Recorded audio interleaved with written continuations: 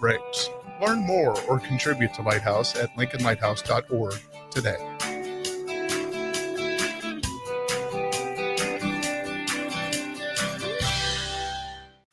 This is Lincoln's home for sports talk on the FM dial. Also online at theticketfm.com. On the internet, KNTK FM Firth, 93.7 The Ticket.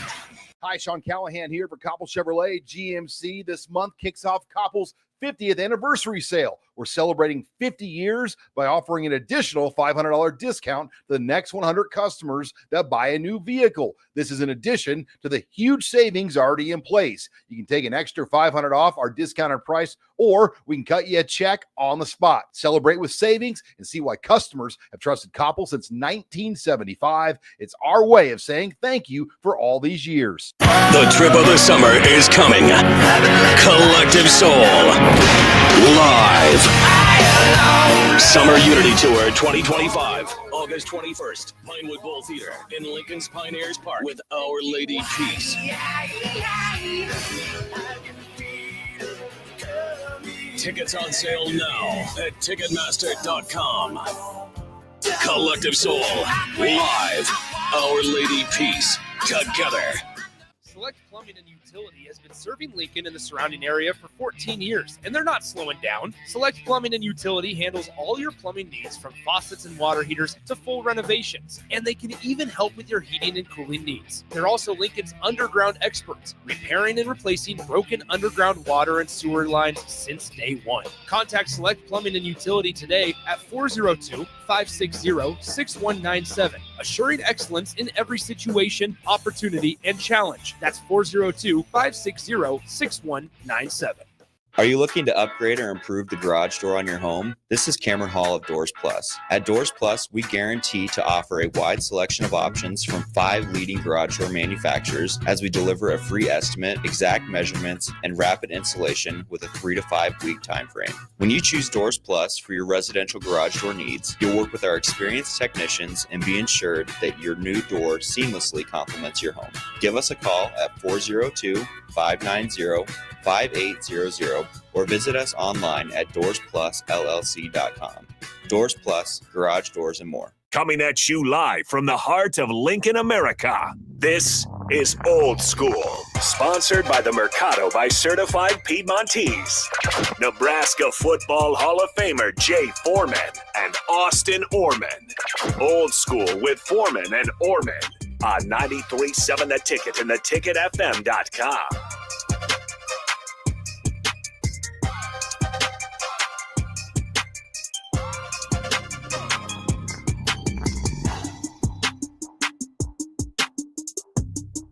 We're here. It's Old School. Foreman and Oerman. Glad you're along for the ride with us for the next 3 hours. Going to be jam-packed talking football.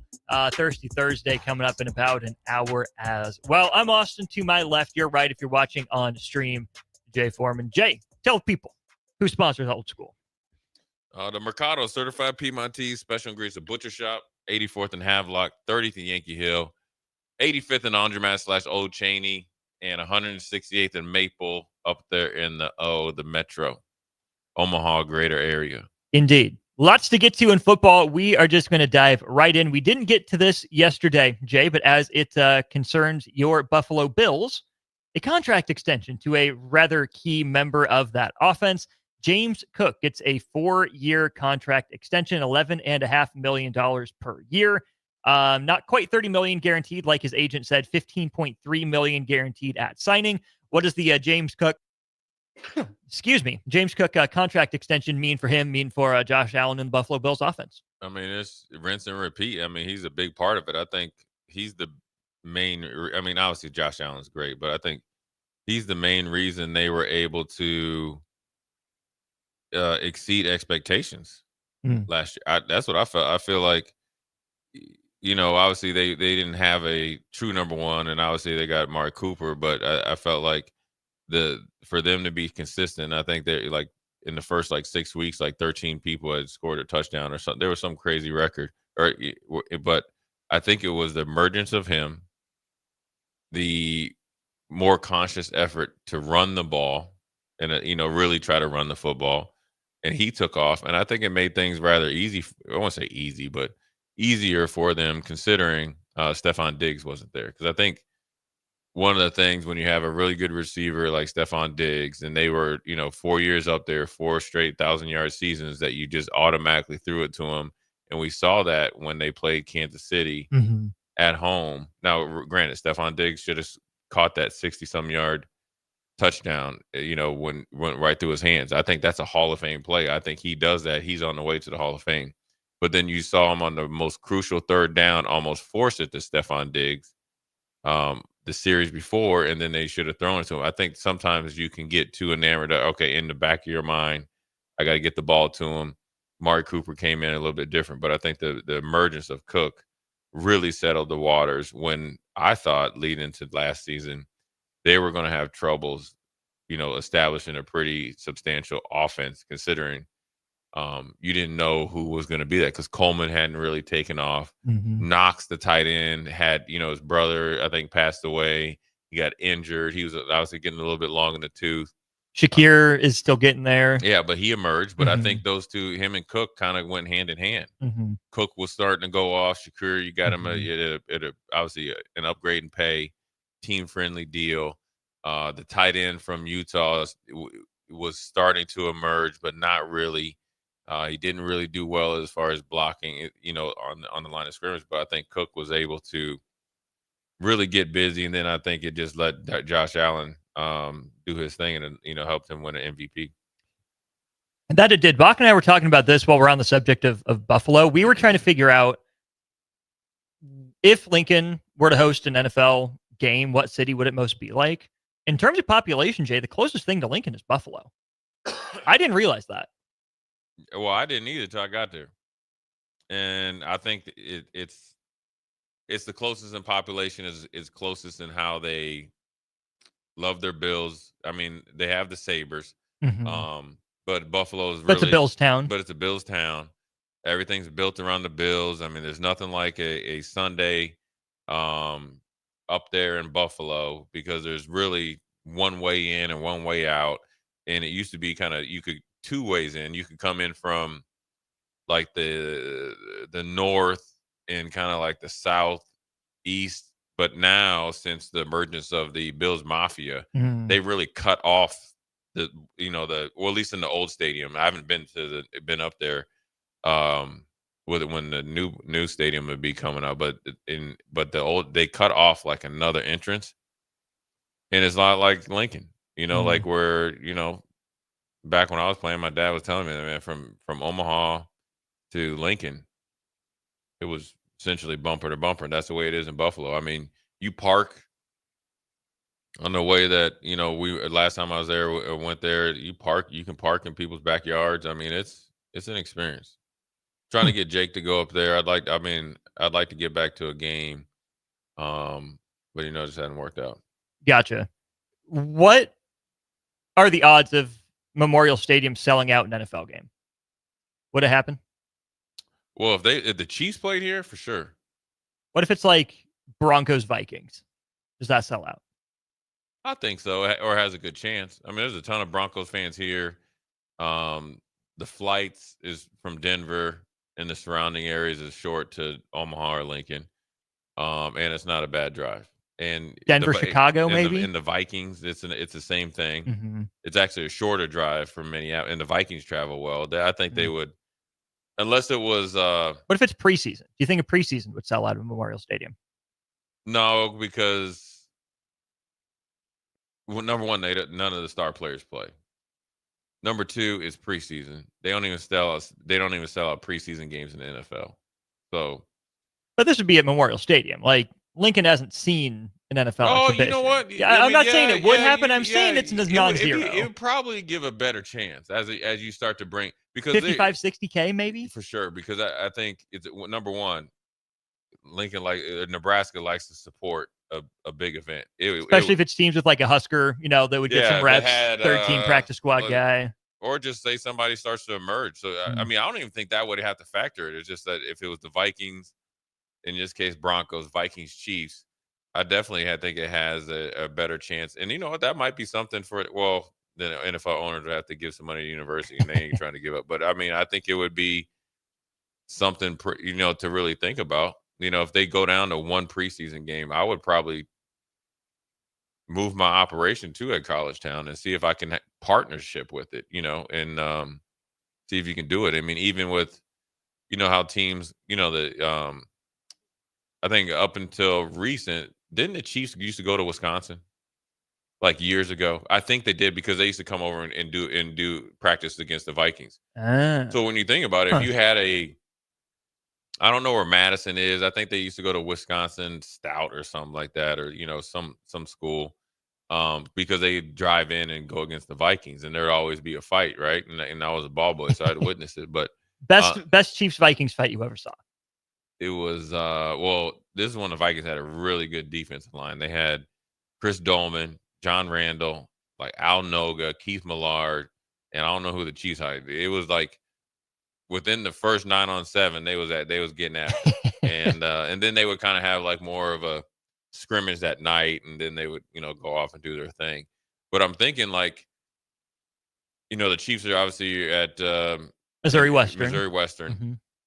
Now I don't know if they could hold it, but you think if you have teams that like are kind of halfway point, have a preseason game there, kind of like a give back to the community, or you could have it. I don't know if Missouri Western, I don't know what their capacity is. Not much. Yeah, not much.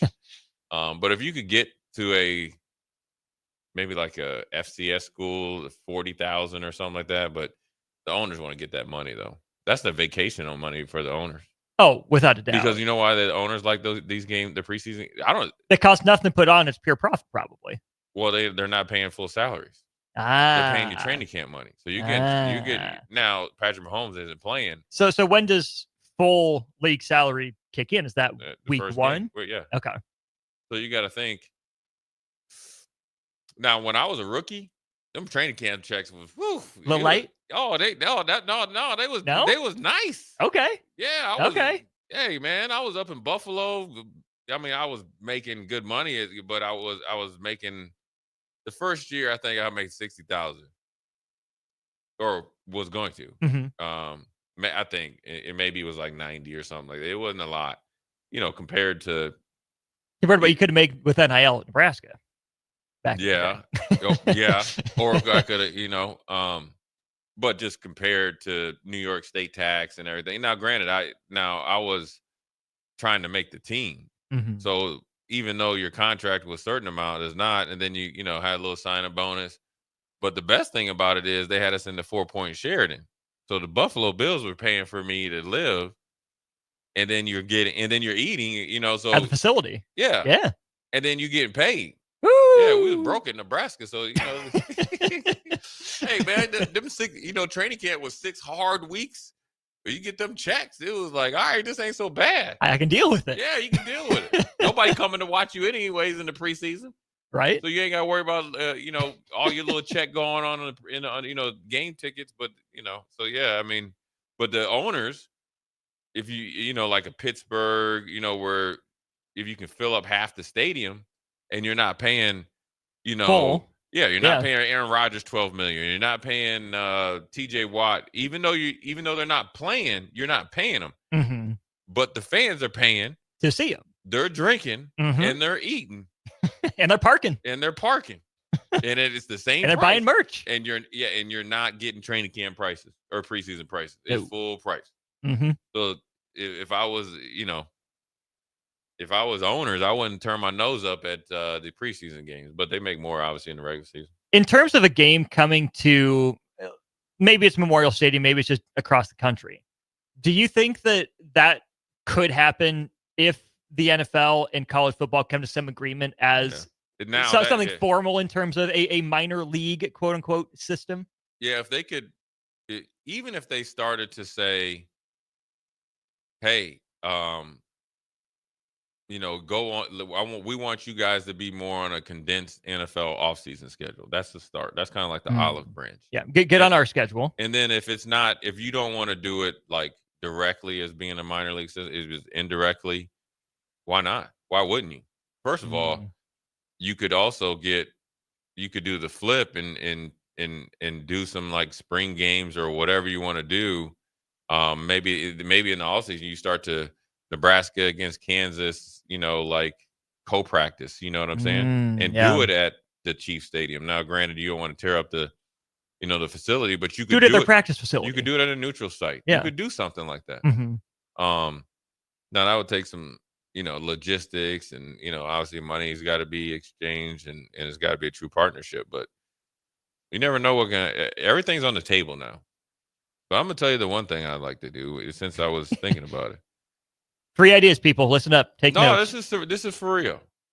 This is for real. This is the honest to God truth. I don't know all the, I don't pay attention to I don't I don't sit up there and, the few times I go to practice, I don't really I just there just to be chilling. I like to be, I like to hang out, but when I look at it now, so, okay, you got your 105 eventually, right? So now let's see how you can make an advantage or get, let's see if we can bend the rules a little bit, right? So I would think, I don't know, Southeast Community College doesn't have a football stadium. Correct. Or I know Westland's a little different because former home with Lincoln Lutheran Warriors, Able Field. Yeah, but I think it's probably, I don't know, it's probably expensive to go there. But if you got 30 guys that you got to cut, or you got a couple guys you want to keep on the shelf, I'd go over there. I would try to start. I would get my mini staff to go to a local college and just run our stuff and develop our players. And then I would just be, why not? Right. Mm-hmm. Don't go to JUCO. Go here. Mm-hmm. Then you can, you're right down the street. Train and develop them. Mm-hmm. You're not on the 105. You don't have to be the designated guys or whatever they're called now. Well, those will go away. Yeah, and then so those are your designated guys. We're going to designate all these guys. You're going over there and just be running through whatever league you in. And then see you in 2 years. Right. Hey, your transfer portal will be all just you don't even got to do it visits. They didn't went on about 85 unofficial visits. See, I'm saving you money. See there? And time. Yeah. You know what you want. Yeah. Hey, man, just magically just look at this video of your player you want. And I think it makes a lot more sense for a school like a Wesleyan or a Concordia to do that, more so than a South Dakota State or North Dakota State. Yeah, they got their own deal. Yeah, it's got to be it's got to be the smaller program. That's got to be competitive. Mm-hmm. But I think if you got a lot of guys that need to get bigger, faster, stronger, you want to make sure they get reps, and you can't really fit them into your 105. And then also, it's a disciplinary thing too. You keep acting up, man. You're going to play for Coach J. Anything but that. Yeah, that's right. Yeah. Anywhere but that. I'm not doing it. You run about 8 gassers after practice. Woo! I think if you're a school that has, if you can make a connection, and I know it'd be some financial investment from Nebraska, and obviously being stretched thin, it's probably not realistic. But if you had a school you could.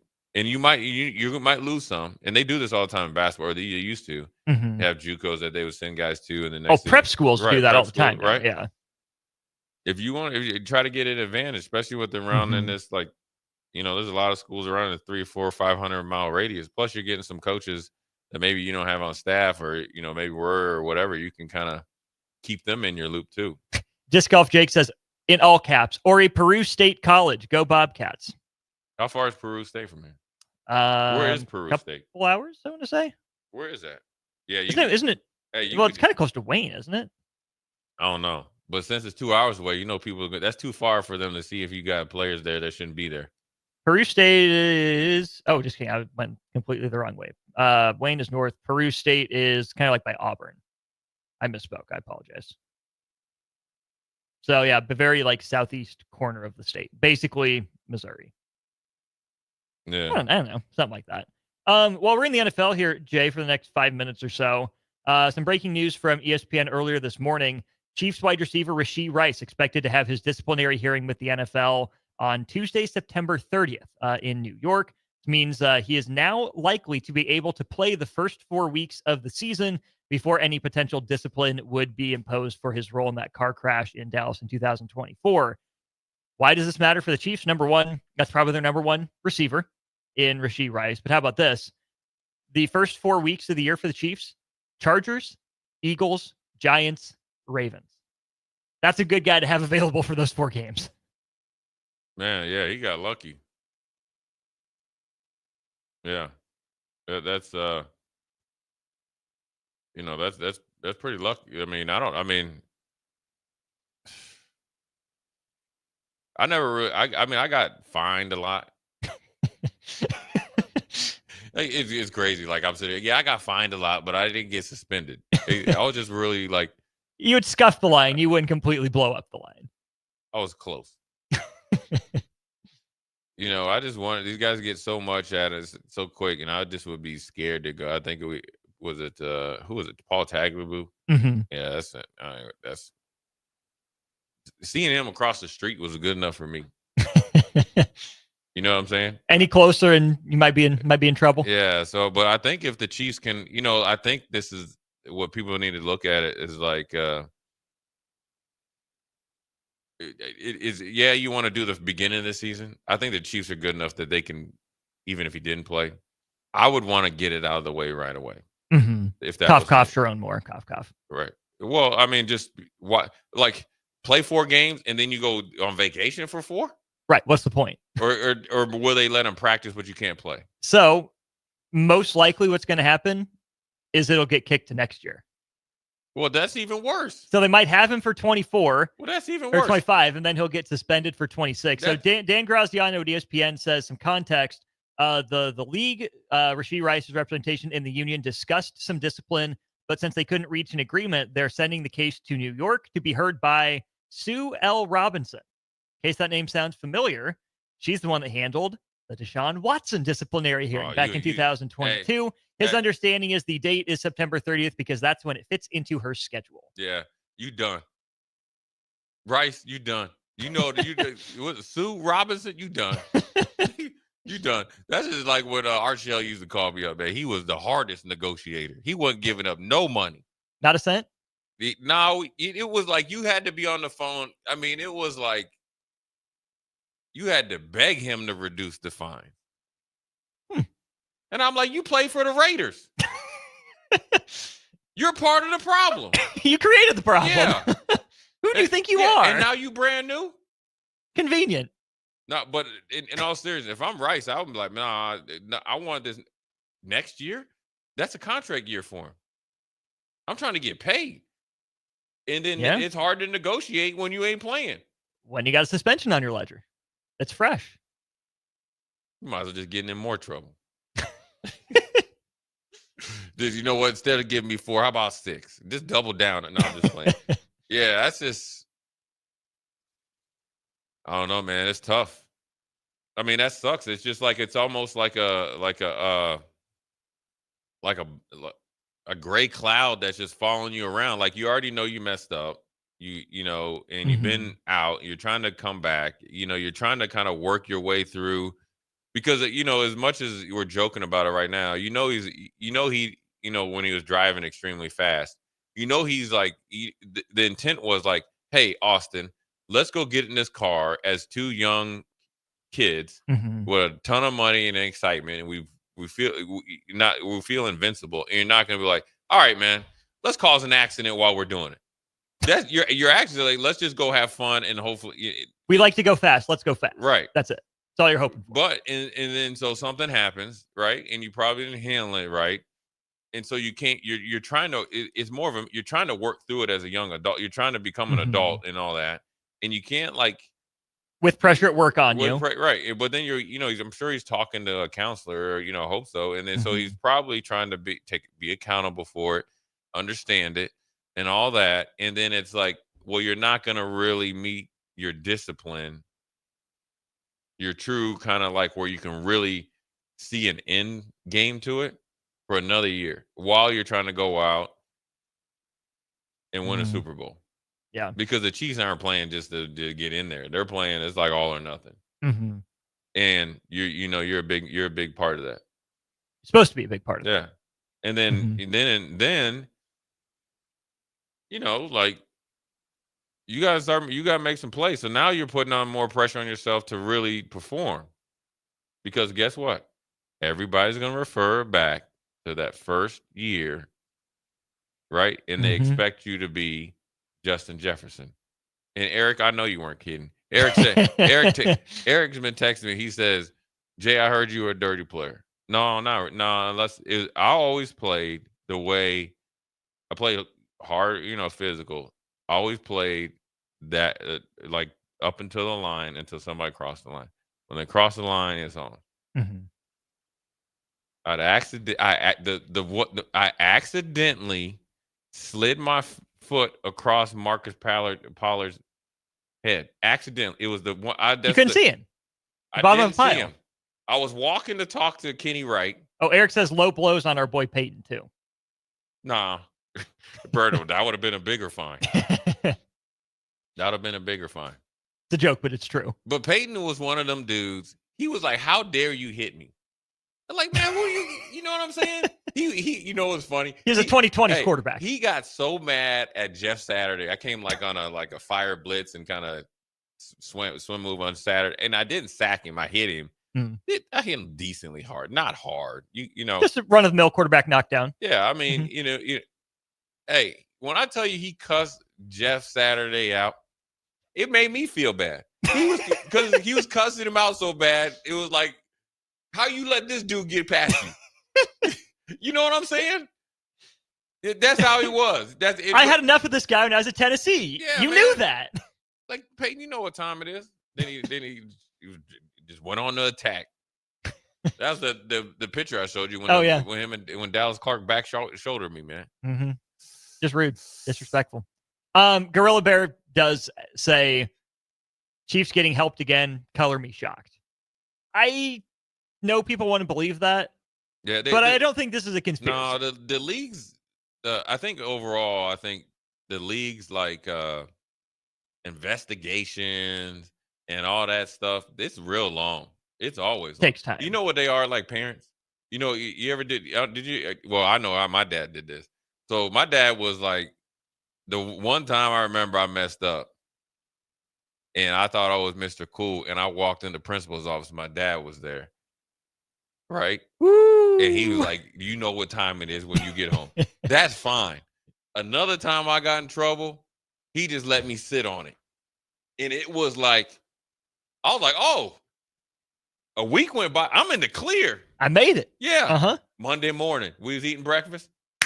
Hey, you remember what you did about 10 days ago? I was like, no. He's like, I do. You're grounded.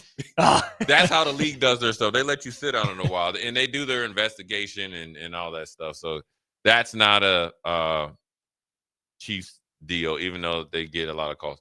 And he asked who my NFL team is. I asked him who his NFL team was to see just how. Gorilla Bear, mine's the Bills. You know what time it is. You know exactly what we're going to do this year. It's Bills clock. Yep. Let's talk about that. Best and worst case scenarios for some NFL teams. We'll get into that next on Old School.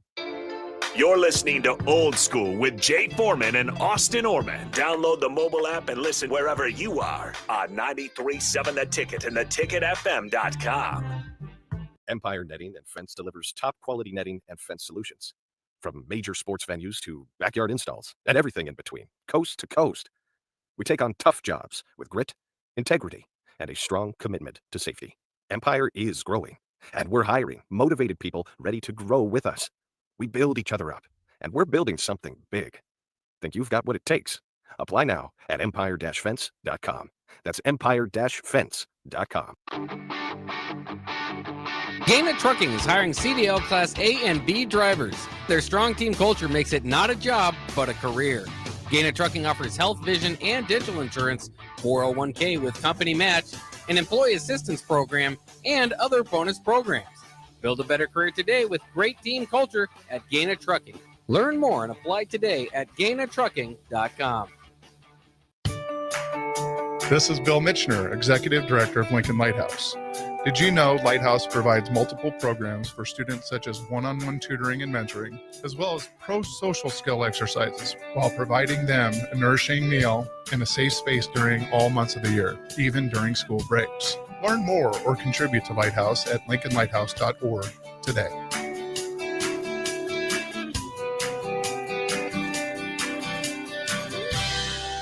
Start your Sundays off right with Jeff and Nicole Essink on Fitness Fanatics. Jeff and Nicole discuss health and wellness, how to achieve fitness goals, and more through the life of gym owners and gym goers. It's Fitness Fanatics from 9 to 11 a.m. on Sundays on 93.7 The Ticket and theticketfm.com.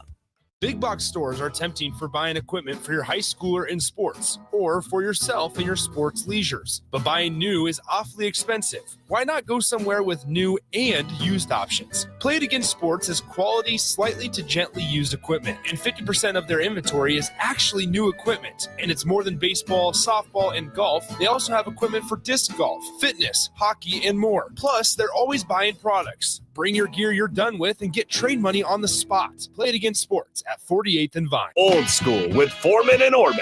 Any tips for a dad who just volunteered to be a YMCA flag football coach less than a week before the season started because no one else had volunteered to coach the fifth graders up to that point? Tylenol for your headache. Put some in your cup. Put some in your cup, and make sure your contract is 1 year only. Medicate, bro. Frank Reich. Yeah, Frank Reich at Stanford. Yep. On 93.7 The Ticket and theticketfm.com. 93.7 The Ticket, Fox, KFXL weather. Brought to you by Bryant Air Conditioning, Heating, Electrical, and Plumbing. Watch out for a few showers and thunderstorms to move through the region this morning. Otherwise, we'll clear out as we head into the afternoon. Plenty of sunshine, high of 92. Breezy, wind gusts up around 30 miles an hour.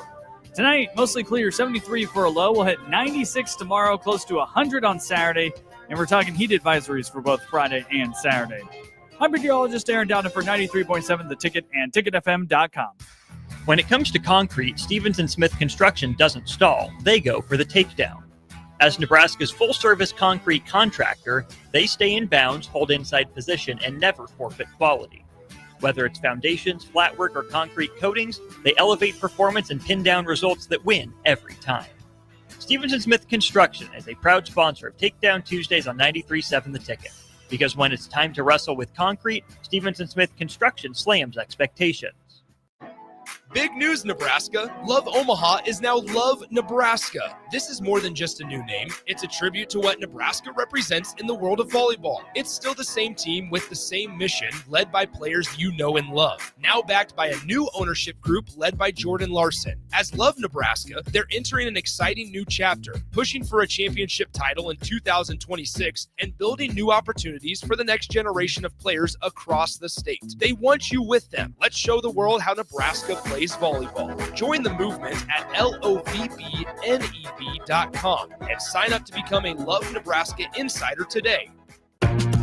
Back to Old School with Foreman and Oerman on 93.7 The Ticket and theticketfm.com.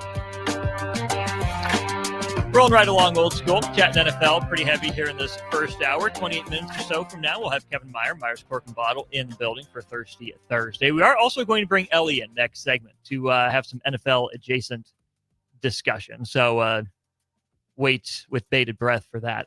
Win-loss record, ceilings, and floors for NFL teams in 2025. Okay, we will start with your two teams, the Buffalo Bills and the Houston Texans. Buffalo is first on this article from ESPN. They go by division and alphabetically, so Buffalo is first up. The ceiling for the Buffalo Bills, according to ESPN, 13-4. The floor, 8-9. The biggest X factor, the defensive line. That's probably about right. And I think the defensive line is going to be, they play better, obviously, with the lead, a little bit smaller, and they obviously able to pass rush with Oliver and was it Morrow? And then obviously I think, if they can hold up on the back end and Milano is healthy, I think he's a huge factor because he can cover. He obviously can play the run. He's bigger. And then they can take the guys that had to fill in for Milano and do different things. Yeah. And that was number 47. He was a little bit smaller linebacker. He was listed at 230. Homeboy ain't no but 215. So if they can do that. He's 230 the same way Ace Bailey's 6'10". Yeah, right. He's 230 first day of camp. During the season, he's like 218. So if they can do that, they're fine. I think Ed Oliver had a pretty good year last year. Greg Morrow came on. They got Greg Rousseau. Rousseau. Yeah. They got AJ Espinoza. I'd be killing his name. Epinesa. Iowa product. Iowa, I don't care. If they can do that, they'll be just fine. I mean, the way that they play, the way the NFL like looks at defense now is like it's either you're trying to be a dominant defense when you need to, like Philly, or you need to make enough plays based on possessions to end the game and predict the coverages that you're able to play.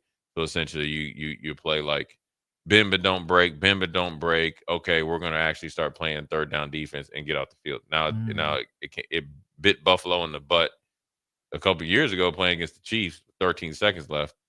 But I think they went and think that their offense is going to be high powered. They got Joey Bosa, so hopefully he's able to be healthy. I think I like Landon Jackson. That's the Arkansas guy. Yeah, yeah. I think he's really going to be really good. And if Daquan Jones can continue to progress, I think they'll be fine. But the defensive line has to play better against the run and probably be a little bit more dominant early in the pass rush. Houston, ceiling of 11-6, floor of 6-11, biggest X factor, something you talked about all last year. It wasn't exactly solved in the offseason, the offensive line. That's it. I think the defense is good. I think the defense is young. I think when you got Joe Mixon, when he's healthy, and you don't have to rush him back because you got Nick Chubb and then you got Damian Pierce. I like that. I really like the quarterback room obviously with CJ. I think they got enough receivers. I think Christian Kirk is flourish in this system because I think he's perfect slot receiver. Defense, the line again, they got first and second team guys. I mean, they are not loaded, but they got depth. They got depth, and they're a defensive team. It comes down to the offensive line. I mean, if Cam Robinson can be the best version of him from Minnesota, they're just fine. It really comes down to, does the big man on the other side from Minnesota, Ursi, does he develop enough into a pretty good, mauler at right tackle? And then can Titus Howard really develop, because he was drafted to be the next right tackle. Well, he struggled. Can you be a really viable right guard? And then obviously I think Lincoln Tomlinson is an established player. He just has to stay healthy. And so if they're able to get the best version of the guys, they'll be fine. Now, here's a sneaky guy on their team that if he gets healthy, watch out. This big man, Trent Brown. Okay. A former starter for the Patriots. Yeah. When in shape. That's the big thing. Now he's on the PUP list. But if you can get him back focused, problem solved. Because big man can't. I mean, the problem he's with a him, people mover. He played really, really well, got paid, got a little lazy. Patriots brought him back. And then now he's kind of been bounced around. But if you can get the best version of Trent Brown, I like that. I like that because I think he gives you the physicality. He gives you the opposite. And so you just need him to be the best he can be. We'll go over I would say dearly beloved, but maybe not quite, Indianapolis Colts, and then we'll get to the text line submissions. You know what that depends on. You don't even got to worry about nothing else. So they were not allowed to pick quarterback. And I was going to get there. Ceiling of 11-6, floor of 5-12 for the Colts. I think the floor is lower than that. Yeah. I mean, if quarterback is not the most talented, crappy team in the league. Easily. Oh, yes, without a doubt. Without a doubt. I would take that roster, put it up against anybody besides the quarterback. I mean, literally, if you could just walk and chew gum, and literally insert Brad Johnson, and you're winning the AFC South. Yeah. I agree. But Brad Johnson ain't walking through that door. But you got Chicago Bears Mitchell Trubisky. Or, no, that's not even bad. Mitchell Trubisky actually was decent. Had one decent year. Yeah. It's the guy that played for Buffalo that had Peterman. Nathan Peterman. Yeah. That's the 5 interception guy. Yeah. That's who you got. Outside of quarterback, the biggest X factor that ESPN gives is Laiatu Latu. Yep. Who I like, who had a decent rookie year, maybe not the counting stats to show for it. Honestly, though, Jay, I'm surprised that's the direction they went because I think the Colts have enough capable guys, maybe not a superstar on that defensive line, outside of DeForest Buckner, who I still don't think gets quite enough love. I think he's in kind of he's a step down from Levante David in that same kind of tier. where he's been overshadowed by like an Aaron Donald for so long, you forget just how consistent Buck has been. Yeah. Big DeForest Buckner guy. But it's tight end. Like the Colts have had the worst tight end production in the league. And I know that's music to your ears, a little after the fact, unfortunately. Yeah. But honestly, since Andrew Luck and Kobe Fleener left, like Jack Doyle was solid, not a superstar, but Jack did his Doyle job. was reliable too. He was reliable. Yeah. Like he was what you need at like a traditional Midwest tight end. And he was durable. Durable. That's the problem. Since then, they haven't had any production at tight end. They spent like 3 or 4 different draft picks before Tyler Warren on that. And you talk about all the time, how do you get more explosive? What's a quarterback's best friend? Offensive line, run game, obviously, but then release valve at tight end. Colts have not solved that. My hope is Tyler Warren is, but he hasn't done it yet. So now, more importantly, I think it's solved now from a talent aspect. I think Mo Alley Cox, I think they put too much pressure on him to be Marcus Pollard. You know, that's a TE3. Right, but but Marcus Pollard developed into a tight end 1. Now, as much as we used to battle against each other, it's probably more one side. As much as his head got in the way of your foot. Yeah, he was actually a really good player. Actually, he's actually a decent dude. I've been, every once in a while I just look him up. But I think he wore 81, so everybody thought he was going to be that. He's not. And I think they gave him too much too quick because he showed glimpses of it. And now I think they have the talent with Tyler Warren, so he can help you in the short pass game, emergency, medium, and he can stretch the field as well. Now you have to match up your offensive system with the quarterback to get him the ball. And right now, that's not working. I don't understand why they're so quick to try to force Anthony Richardson down everybody's throat right now when you know Daniel Jones gives you the best chance to win right with Well, you know what it is, Jay, is that the Colts haven't been through quarterback purgatory like this. Like where the Colts are is pretty normal for NFL teams, but they had Peyton and they had, the first Andrew 6-7 years of Andrew Luck. Yeah. Right? I mean, the Colts aren't used to this and kind they of had quarterback. Phillip Rivers and Matt Ryan. I mean, those are not bad stopgaps. No. Those are Hall of Fame The players. Carson Wentz experiment wasn't great. Yeah. But I mean, they were 1 game away from the playoffs. Had to win one of their last 2. They choked them both. But the Colts haven't had this sort of quarterback problem in a long time. So I think it made ownership a little bit jumpy. And you get a first-time head coach in Shane Steichen trying to prove himself.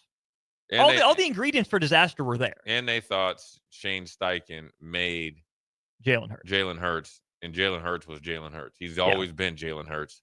Now, granted, it helped. And I think they talked themselves into Anthony Richardson was a better version of Jalen Hurts. But the problem where they messed up is Jalen Hurts was a national championship caliber quarterback at Alabama. And then he became a better thrower of the football at Oklahoma. Hurts had the foundation to be an NFL quarterback intangibly. Right. And he was his dad was his coach. So all those things that you need to be a really good NFL player, let alone quarterback, Jalen Hurts had, but they just looked exclusively at Anthony Richardson as the 2 or 3 games that he really showed out potential and talked themselves into something, and it has not worked. They need to talk themselves out of it and not to close the door, but only allow Anthony Richardson to open that door for it. Because right now, when he's ready in his timing, they have a potential based on the division and Houston's weakness, which is their offensive line. They can win that division. It won't be easy. It'll be almost so competitive. It's on the table. Yeah. 11-6 with the right tiebreakers probably gets it done. Right. But with him playing right now, first of all, we got 2 minutes. First of all, if you're an NFL player, and especially a quarterback, and you're talking about you tired, you checked yourself out of a game as a quarterback. Unless you have the flu, yikes, or something, that's understandable. You healthy and talking about, man, I got winded. Woof. But I need you to block for me, though. Pick up that blitz. Yeah, I got you. Yeah, Psych. I got you. Yeah. Psych. Yeah. Well, and then when it's not even their job to pick up the blitz, he doesn't pick up the blitz. Yeah. It's a Brian Baldinger with his freaking pinky. And then he ran and scored a touchdown, got knocked out against Houston. Yeah. His head to bed. Yeah. Eric says, don't give us hope, Jay. Here, Eric, let me douse some reality here. I'm just hoping for a just normal, average 7-10 season. That's all I care at this point. Lemon brings up the Cowboys, but first we have to get to 51-24. The Tampa Bay Buccaneers, Jay, ceiling of 12-5, floor of 7-10. That's about right. Believable? Yeah. But I think they got the mix down there, man. I think Tampa Bay with Jason Light, I think they're a perfect example of Tom Brady and winning and understanding and not being afraid. Now, I think Tom Brady, needed Tampa as much as I think Tampa needed Tom more than Tom needed Tampa, but I think it was the perfect mix, right? Mhm. And I think leadership and the stuff that he left in that organization has essentially multiplied. Mm-hmm. They embrace truly what it means to be a winning organization. To be a winner. Mm-hmm. They recognize we got some losing ways. One of the things I think they've done, and Jason Light said it, he's like, they identify what a Buccaneer is. That's on the field, off the field, in the community, in the weight room, in the locker room, in the meeting room. It's intangibles, and they want winners. Mm-hmm. So that's why they're going to run through New Orleans, garbage. Real bad. Carolina. Still Carolina. Just the owner alone. You never want to know when he's going to turn up. Mm-hmm. And then so really you're Dirty Birds. Right. And you don't know what they want. They don't know what they want. I mean, you got Michael Penix, but is he really scaring him? I mean, come on. Not yet. No. So they just got to stay out of their own way. Mm-hmm. Which is where I think they're 12-5 is just off the rip. Just off the rip. I mean, that's 5-1 in division potentially. And that might be low. I don't know what they play the regulars. I mean, they got to probably play a little bit harder. First place schedule. Yeah. But they got first place talent. Mm-hmm. Last but not least, then before we go to break, Cowboys from Lemon, ceiling of 11-6, floor of 5-12. They 4-13. Dak gets hurt again. I mean 3-14 because then Parsons shutting it down. First of all, they just have ruined their season already. Like, I understand Jerry's done this before, and he said they're always in the news cycle. You don't have the type of talent that you had before to do that. Your team, they're garbage, right? And it makes me feel so good to say that. That's how we'll leave this segment on that note. We will keep it somewhat in the NFC East. We're going to bring Ellie, our resident Swiftie, in. She listened to the Taylor Swift podcast appearance. We're going to get her thoughts on that to wrap up Hour 1. Watch Old School live on Facebook, YouTube, or Twitch. Old School with Foreman and Oerman on 93.7 The Ticket and theticketfm.com. At Fairway Meat Market, your family. And as part of the family, they want to save you money on your meat and groceries. Now through August 17th, enjoy 6-ounce bacon-wrapped filet mignon for $9.99 each. Bulk bacon $4.99 per pound. And a 2-day sale on Friday and Saturday, including 10-pound tubes of 85% ground beef at $4.99 per pound.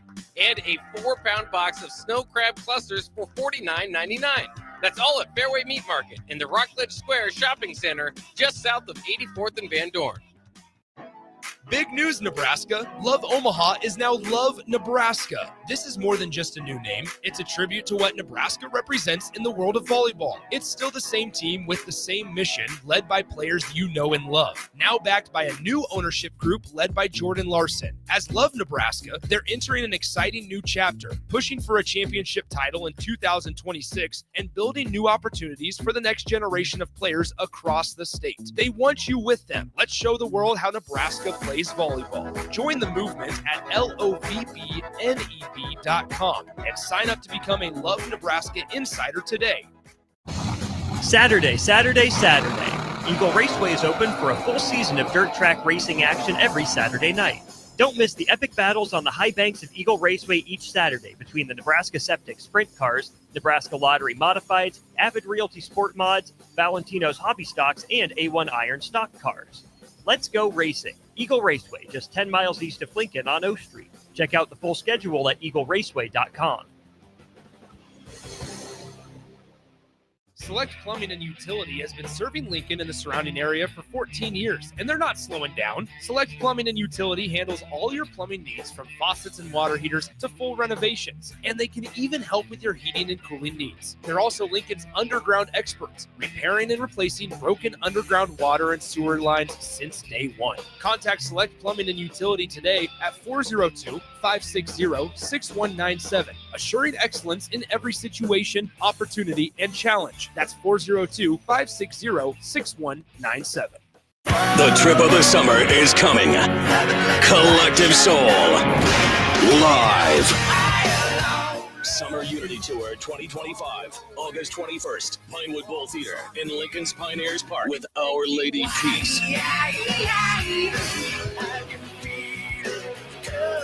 Tickets on sale now at Ticketmaster.com. Collective Soul, live, Our Lady Peace, together. Empire Netting and Fence delivers top quality netting and fence solutions. From major sports venues to backyard installs and everything in between, coast to coast. We take on tough jobs with grit, integrity, and a strong commitment to safety. Empire is growing, and we're hiring motivated people ready to grow with us. We build each other up, and we're building something big. Think you've got what it takes? Apply now at empire-fence.com. That's empire-fence.com. Hi, Sean Callahan here for Koppel Chevrolet GMC. This month kicks off Koppel's 50th anniversary sale. We're celebrating 50 years by offering an additional $500 discount to the next 100 customers that buy a new vehicle. This is in addition to the huge savings already in place. You can take an extra $500 off our discounted price, or we can cut you a check on the spot. Celebrate with savings and see why customers have trusted Koppel since 1975. It's our way of saying thank you for all these years. Since 1983, Fast Mike's Roll-Offs have been a trusted and reliable company in Lincoln and the surrounding areas. Fast Mike's handles all sides of construction projects, home renovations, or big cleanouts. With the perfect size dumpster to fit your needs, Fast Mike's Roll-Offs will haul it all. With same-day delivery in Lincoln, affordable rates, and top-notch service, Fast Mike's Roll-Offs make cleanup quick and easy. Call now at 402-450-6828 or visit us online at fastmikesrolloffs.com. Book your dumpster today. Fast Mike's Roll-Offs, cleanup made simple. Advanced Medical Imaging is hosting their third annual Breast Cancer Awareness Walk on October 11th at 7601 Pioneers Boulevard. Hear inspiring stories from survivors, enjoy local food truck vendors, a live DJ, and other family-friendly activities as we unite to bring awareness about breast cancer. Check-in begins at 8:30 a.m. with the walk starting at 9. Register your team today for Advanced Medical Imaging's third annual Breast Cancer Awareness Walk online at amimaging.com. Let's walk for those we've lost, for those still fighting, and for a future without breast cancer. Back to old school with Foreman and Oerman on 93.7 The Ticket and theticketfm.com.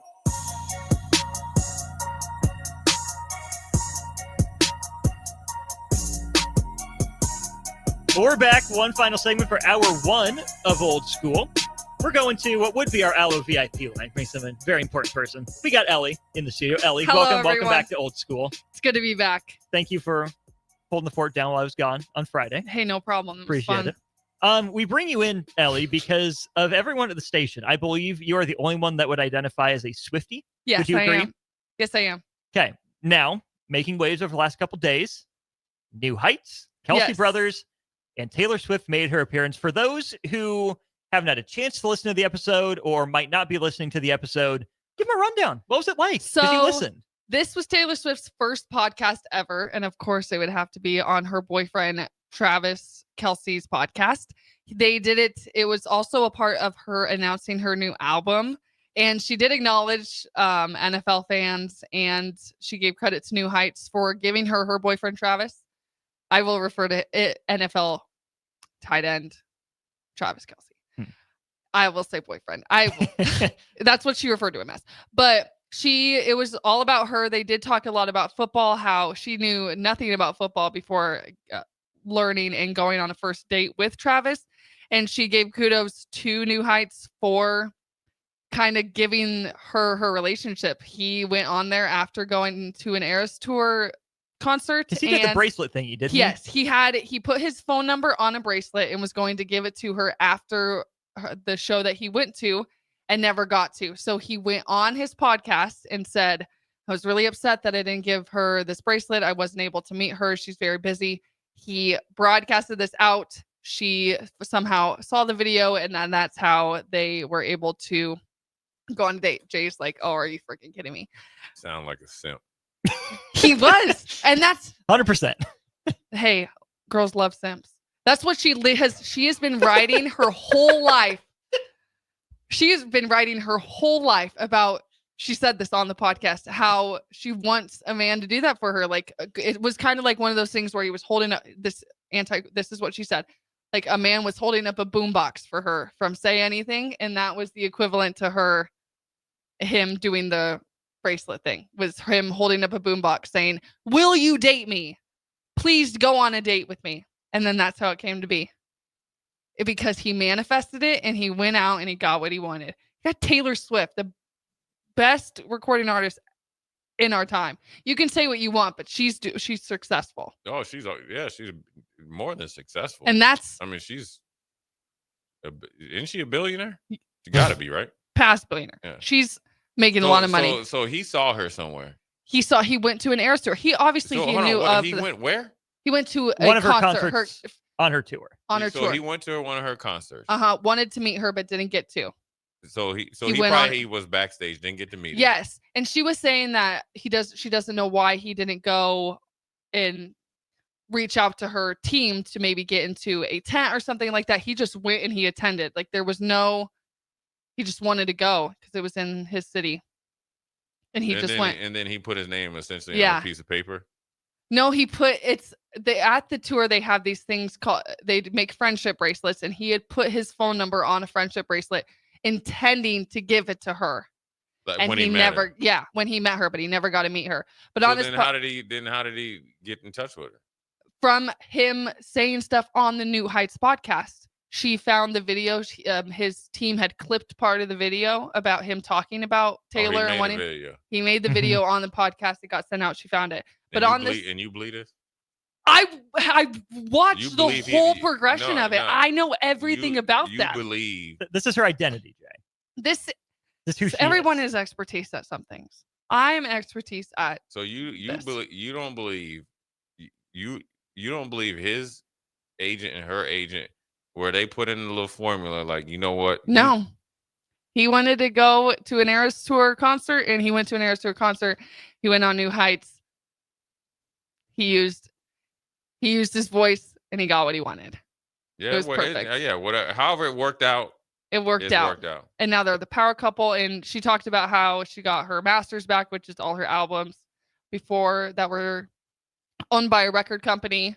And she finally got them back about a month. She announced it about a month and a half ago. And that on this podcast was the first time she was actually like publicly telling people that she got her masters back. What's the text line say? 6358 says, dang, Jay, pay attention. Yeah. Dalton says, it's crazy how much one woman had her hand in ruining society. You can have your opinions. Last thing then, Jay. You can have your opinions. What's up, man? Taylor Swift says that Travis Kelce has taught her how to diagnose different coverages a little bit. Mm-hmm. Talk her through cover 2, cover 4, cover 0. And then she made a joke about, I'm not ready to be an analyst yet, but give me 16 months. Are we getting color commentator Taylor Swift on an alternate broadcast? Oh, is she running the world right now? No, seriously, that would be she insane. Knows what she's talking about. Let's make even if she can fake like she knows what she's talking about. I still think the story is bogus. No, I don't know how you do. I will make a timeline for you. I think it's arranged, and then they actually like each other. Just worked out accidentally. Arranged. Yeah, it's like arranged marriage. Like, oh yeah, actually it worked. Actually, pretty cool. Yeah, wouldn't have found you otherwise. No, it's not how it worked. It's fine. You can have your thoughts. You can Either have your way, opinion. Everyone can have their opinions. There's obviously going to be people thinking, why are they talking Taylor Swift? Because she's a part of the NFL, if we like it or not. She's part of the NFL family now. Exactly. She's not getting a pension though, Jay. Don't worry. It brings the Swifties and the NFL together, and now you have one bigger group. Okay, Ellie, before we let you go, You are going to answer our trivia question. Okay. Over or under? We'll do texter number 4 with the right answer. Over or under? As of August 8th, 2025, how many times have Taylor Swift songs been streamed on Spotify? Billions. Yeah, how many? We need a number, Ellie. 12 billion. Ellie says 12 billion. Over, under, or push? Ellie's answer of 12 billion streams of Taylor Swift songs on Spotify. We'll give you the answer. Have Thirsty Thursday, and we come back to Old School. You're listening to Old School with Jay Foreman and Austin Oerman. Download the mobile app and listen wherever you are on 93.7 The Ticket and theticketfm.com. This is Lincoln's home for sports talk on the FM dial. Also online at theticketfm.com. On the internet, KNTK FM Firth, 93.7 The Ticket.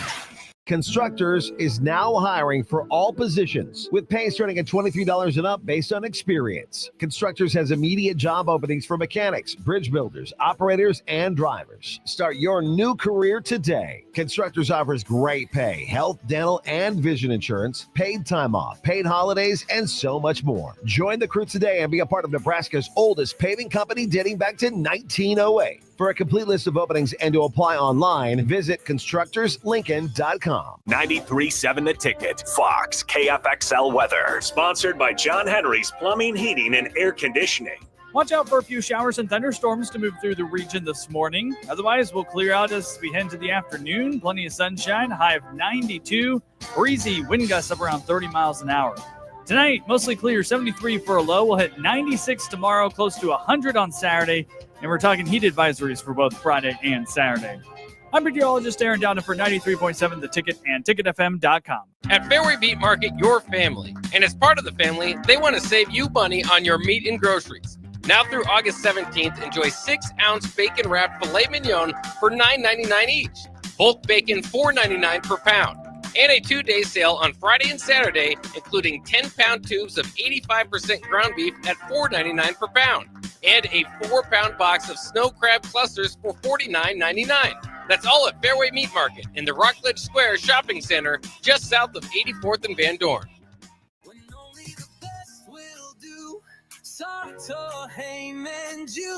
Rick Heyman here from Starter Heyman Jewelers. I want to personally thank our great customers for voting us once again the best of Lincoln. At the same time, we're celebrating our 120th year in business in the great state of Nebraska. Visit us at South Point, Grand Island, and the Outlet in downtown Lincoln. Visit us today at starterheyman.com. Starter Heyman Jewelers.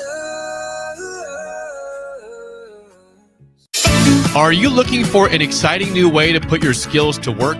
Explore new career options in the fintech industry at Currency, a Sandhills global company. We offer full-time positions in financial sales, compliance, operations, and other fields. We also offer a 4.5-day work week, an attractive benefits package, and opportunities for advancement.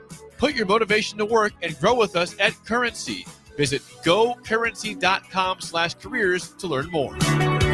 Jack Russell of Farm Bureau Financial Services is here to help you protect things that are most important to you. Whether it's your home, your family, or your future, Jack Russell has the proven experience to get the job done while developing authentic relationships with you. Give Jack a call today at 402-421-9100. Again, that's 402-421-9100. Or visit one of his 2 locations in Lincoln or Seward and learn how you can excel in the complicated world of insurance. Jack Russell of Farm Bureau Financial Services, a trusted and well-respected representative since 1999.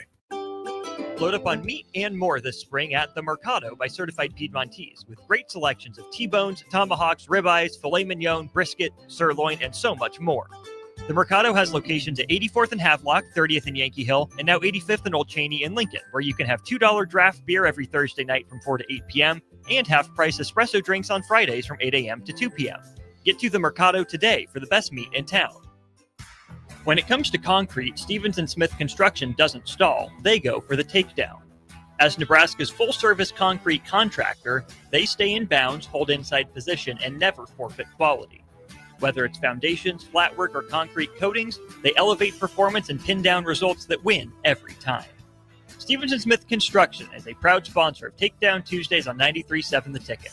Because when it's time to wrestle with concrete, Stevens & Smith Construction slams expectations. Empire Netting and Fence delivers top quality netting and fence solutions. From major sports venues to backyard installs and everything in between, coast to coast. We take on tough jobs with grit, integrity, and a strong commitment to safety. Empire is growing, and we're hiring motivated people ready to grow with us. We build each other up, and we're building something big. Think you've got what it takes? Apply now at empire-fence.com. That's empire-fence.com. Why wait until Friday to start your weekend? Go ahead, start right now. You're thirsty now, and 93.7 The Ticket is here to help you stock up. Just in time for the weekend when I like to hit the clubs. Time to broaden your horizons and try some new wine and beer. It's Thirsty Thursday with Kevin Meyer from Meyer's Cork and Bottle.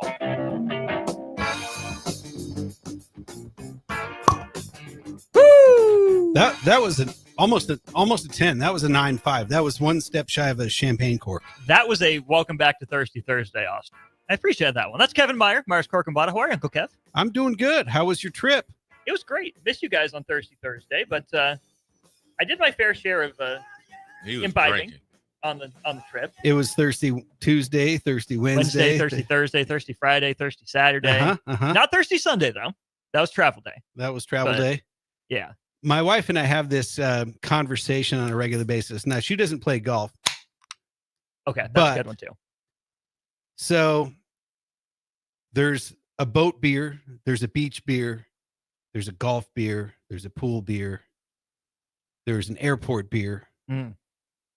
Any other shower beer maybe in that conversation? Potentially. Yeah. I think that would be lower on the list. Is there couch? Do you say couch beer? Couch beer, but I mean that's nothing special. I'm just saying where those beers taste a little bit extra good. Oh yeah. So boat, pool, beach, golf, airport, like maybe shower. I mean, that 7:30 a.m. beer where you're like not supposed to be drinking, but there's no time zone. You know what I mean? So what would you rate your overall favorite occasion beer? Ooh. See, Jay, I want you to weigh in on this too. I am still not exactly a beer guy. Like, doing Thirsty Thursday has definitely opened my eyes and improved my palate for beer. But if I'm just going to sit down and drink, I don't know if I'm grabbing a beer first necessarily, which maybe that's a weird take, but I'd rather get something like, I'd rather just sit down, like drink a glass of wine rather than just pick up a beer. I will drink beer and love my time if it's socially, like with other people for an occasion, but I'm probably not just sitting down grabbing a beer otherwise. But most of the time, like if you're in a boat, there's probably not a chance for a glass of wine, or if you're on a beach or whatever else. So I did get a margarita on a boat in Mexico. Yeah, and I bet that was extra. It was pretty nice. Hit extra good. Yeah. Jay, what's your take? What's your... I like. I guess it would be like a patio beer. I like to kick it while I'm watching a game, but I'd be with friends though. Yeah, just backyard patio beer. I've never had a shower beer. I'm amazed that is a classification. It's a thing, Jay. It is a thing. Really? It's a thing. You drink a beer in the shower? Yeah. Only after 10? After 10 beers? No, say like you were in college playing pickup games. Oh. And you go home cool and shower up, beer. and it's and you're showering up, and that post, like workout beer or whatever. Okay, that's I shower understand beer. that. I knew a kid in college who may or may not have gone on a student radio station near and dear to my heart, who did shower beers before going to radio broadcasts. Oh yeah, for Husker football games. I mean, that doesn't surprise me, but because when you're in college, again, it's kind of like being in an airport. Time is irrelevant. So 5046 is a shower beer person. Old Dad 34 says, don't forget the day off of work beer. Fair. Yeah. And that could coincide with the patio beer or the garage beer. Garage beer is my best. I would put those three in kind of the same. I changed mine. Garage beer is number one. The beers. With a garage beer, it's not just one beer. It's multiple beers, and you're getting out your favorite foldable chair. There ain't nothing better than that. Yeah. Lemon is also a shower beer person, but adds this caveat: shower beer hits just right after mowing the lawn. Yeah, mowing the lawn. You went on a run, you played pickup with the boys, whatever. But I feel like you have to earn that shower beer in order for it to hit right. Can't If just you're- wake up in the morning and say, "Oh, I feel like a shower beer." Right. I think it's got to be earned. Ooh, how about this? Patrick says golf beer, but 1808 is a post mowing beer a garage beer or a shower beer? Why not both or either? Can be both or either. Yeah. Preferably both. I mean, there's Probably either. there's transitions. It's not all black and white. There's shades of gray in all of this stuff. I will say, if you're pressing me for an answer, I will go with boat beer because I had a couple on our way back from Isla Mujeres Yeah. to Cancun. So a couple Tho- people that were on the trip Those with taste us. good. They Those were taste great. real good. What do you got for us today, beer wise? All right. So our good friends at Cross Strain, we are now in Fest beer season. And I think they ought to call it Foots beer season because these beers taste like football to me. Well, it's FB, Fest Beer, Football. Right. Same thing. So this is Cross Strains, what they call their Bernstein beer. And it is a Vienna style lager. And it's not necessarily a Marzen, which Marzens are your typical Oktoberfest beers. And they are lagers, but they will roast the malts, giving them more of an amber color. And this one looks like that to me. Like you could call this a Marzen. They're just calling it a Vienna style lager. What's interesting, though, is that our suppliers begin asking us to start buying Oktoberfest beers in July. Oh, come on. And it's like, come on, man. I just, number one, I don't want to do it. Number two, it kind of ruins it for when actual Oktoberfest comes, because a lot of times all those beers that you want to drink during that time, they're gone now. And so it's like, well, you released it in July and now you don't have any. And I'm kind of one of those. It's like play the in-season sport, right? Yeah. So Amen. You're a multi-sport athlete. You play baseball during baseball season. You play football during football season. You play basketball during basketball season, and you drink Oktoberfest beers during Oktoberfest season. And but we're willing football into existence. This tastes like football beer to me. A brat, one of those big soft warm pretzels with all the crunchy salt on it with some mustard. This is about a Minnesota, about the middle of October.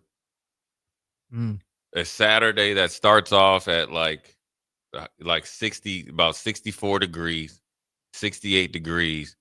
By the time that afternoon football game comes on a Saturday, it's a crisp 44 degrees. It's dropping. That's that beer right there. Yeah. That's that beer right there. 100%. You mentioned pretzels. Did either of you see the picture of the Colts pretzel? Yep, that fits the Colt. I did not. Look like a big old long. Let me pull it up for you real piece quick of here, crap. Kevin. Colts It's indicative pretzel. of the season.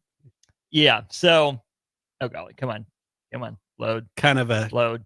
hoagie shape. No, Oh. no, they Oh, I see. Okay. Yeah. So it is a horseshoe shaped pretzel, but it does look like not With no salt. excrement. Yeah. No, you No got to salt. have salt on that. Yeah.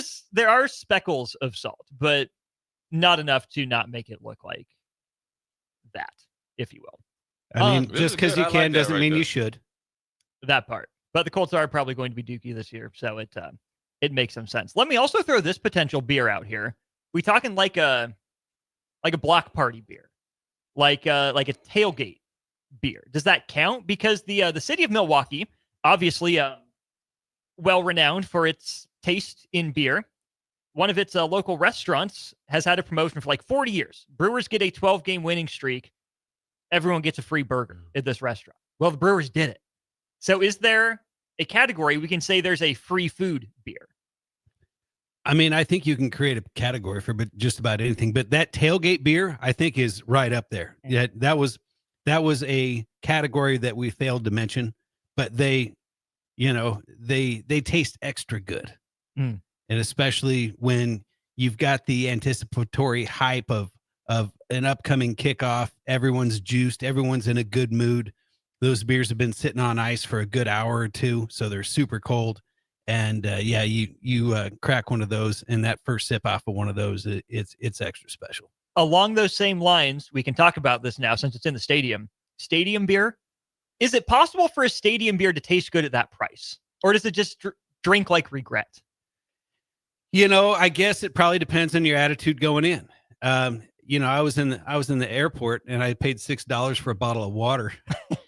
And Yeah, if you're thirsty enough, it don't matter. It's all about opportunity. And so they have the opportunity, and people that are thirsty travelers are going to pay it. So people that are thirsty sport attendees, they're going to pay it. So it's a premium level of enticement.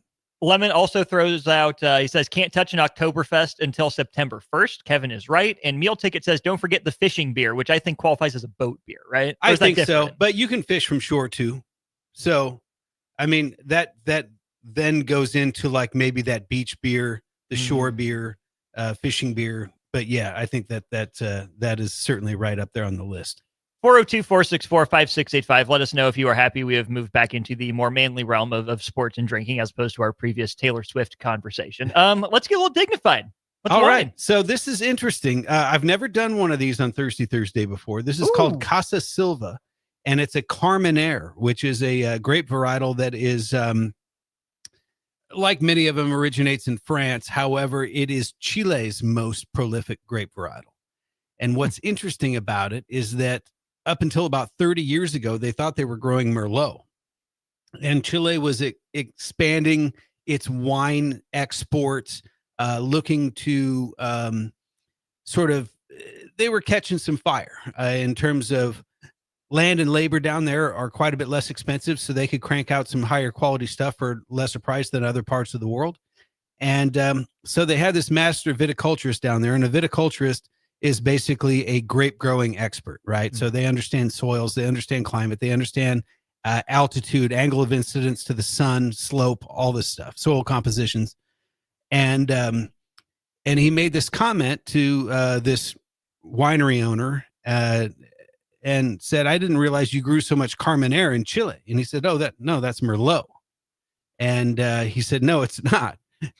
And apparently it looks identical to Merlot, except for one time for a very short period in the growing season, the Carmenere vines get these little tiny pink leaves on them that are not even bigger than your pinky nail.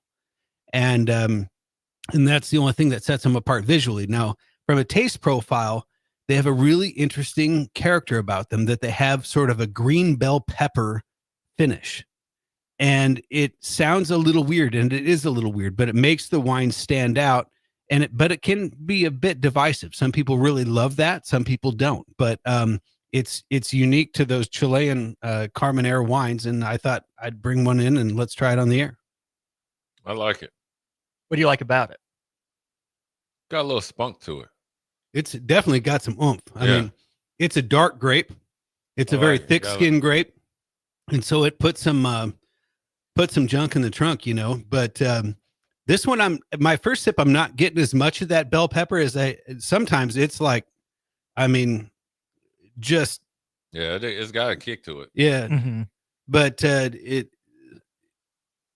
it's just like a dead giveaway. And, but this one, like if I'm tasting blind, I don't know what it is. I wouldn't necessarily say that this is a Carmenere, which actually makes me like it more, because sometimes you can get burnt out on that flavor pretty quickly. I still am not sure I'm picking up the pepper. I'll believe that it's there. I probably got to dig a little deeper, but you mentioned it's from Chile. Correct. And let me take it this way. I was disappointed by the wine selection at my resort. And maybe I went in with expectations that were way too high, but it was just like, oh, we have like maybe 2 reds on the menu and maybe 2 whites. There wasn't much going on. I was kind of disappointed. I want to look through a wine menu. Oh yeah, I'm going to get one with pretty much every meal because it's pretty cool. I feel classy. Right. All it is like this 2024 stuff, and it's just like run of the mill. Kevin, that's just got brand new. He got brand. he went down there and got brand new. Yeah, for 6 days. 6 days, I had my chance to get brand new, and I took it. Brand new. So I, number one, I'm proud of you. I first and foremost, I need to say that. Thank you. Number two, that can be the upside and the downside of an all-inclusive. Because they're giving everything away for one price. And so you're probably not going to get a great selection down there simply for that pure economics. Now, sometimes some of these resorts, especially the nicer ones, will have a reserve list, and all you have to do is ask. Or they'll have the reserve bottles behind the counter. So if you order just a margarita, you're going to get that well tequila. Now, if you want to get it with Patron or something like that, sometimes it'll be an upcharge. Sometimes just give the bartender a 10 and he's your guy all day. So there are different ways to grease the skids in Mexico. And, but I would say that if you were to kind of go that route and say, got anything else back there that I don't know about? And they, you know, and little wink, wink, I think you'd probably be surprised at what they actually have. That means you just got to go back. That means I got to Play go 'em? back. Yeah. Which that's the other funny part about this. We're checking out and some dude probably my age is taking a survey. Oh, you know, how likely are you to come back? How many times have you done this? And we're like, this is our first time doing this. Oh, well, see what we can do to get you back more often. Dude, you know how much it costs? We're 27 years old. We can't do this every year. You know, we're not loaded like that. So maybe for our 10th, maybe our 15th, we'll do it again. But that's where I appreciate you saying that, Kevin, because I blame myself for being a novice and not knowing those little tricks, but I feel much better prepared now. Like, it wasn't bad wine by any means, just kind of underwhelming. Like, really? Don't even give me like a menu to look through. Like, I can't do it. And they bring the bottle out, just 2024 from Chile. Like, okay, it's fine. It'll get the job done, but I had higher expectations. Well, you know, sometimes if you don't ask, the answer is no. And you get your choice between this or this. So you take this and you move on. But I will still say that's the best bang for your buck in terms of, like, if you're taking the wife or the kids when they start getting a little bit older, having that open buffet for the kids, and they can go get an ice cream whenever they feel like it. They can get a virgin pina colada whenever they feel like it. They can go get nachos whenever they feel like it. And you don't have to worry about carrying around a bunch of cash and all that kind of stuff. That's it's really the best bang for your buck when it comes to a vacation, is that all-inclusive stuff. And then over time, like once you get a little older, once your kids get a little older, you do get tired of you start to feel kind of stuck on that resort. So you find yourself venturing off, and then you kind of go, well, we're not even spending that much time. Why are we doing the all-inclusive thing? Let's try something else. And ultimately that's the natural progression of things, or at least it was for me and my family.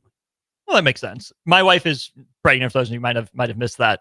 She had one drink of choice the entire time. Any guesses what the only drink my wife had? Of course, you know, virgin the whole time.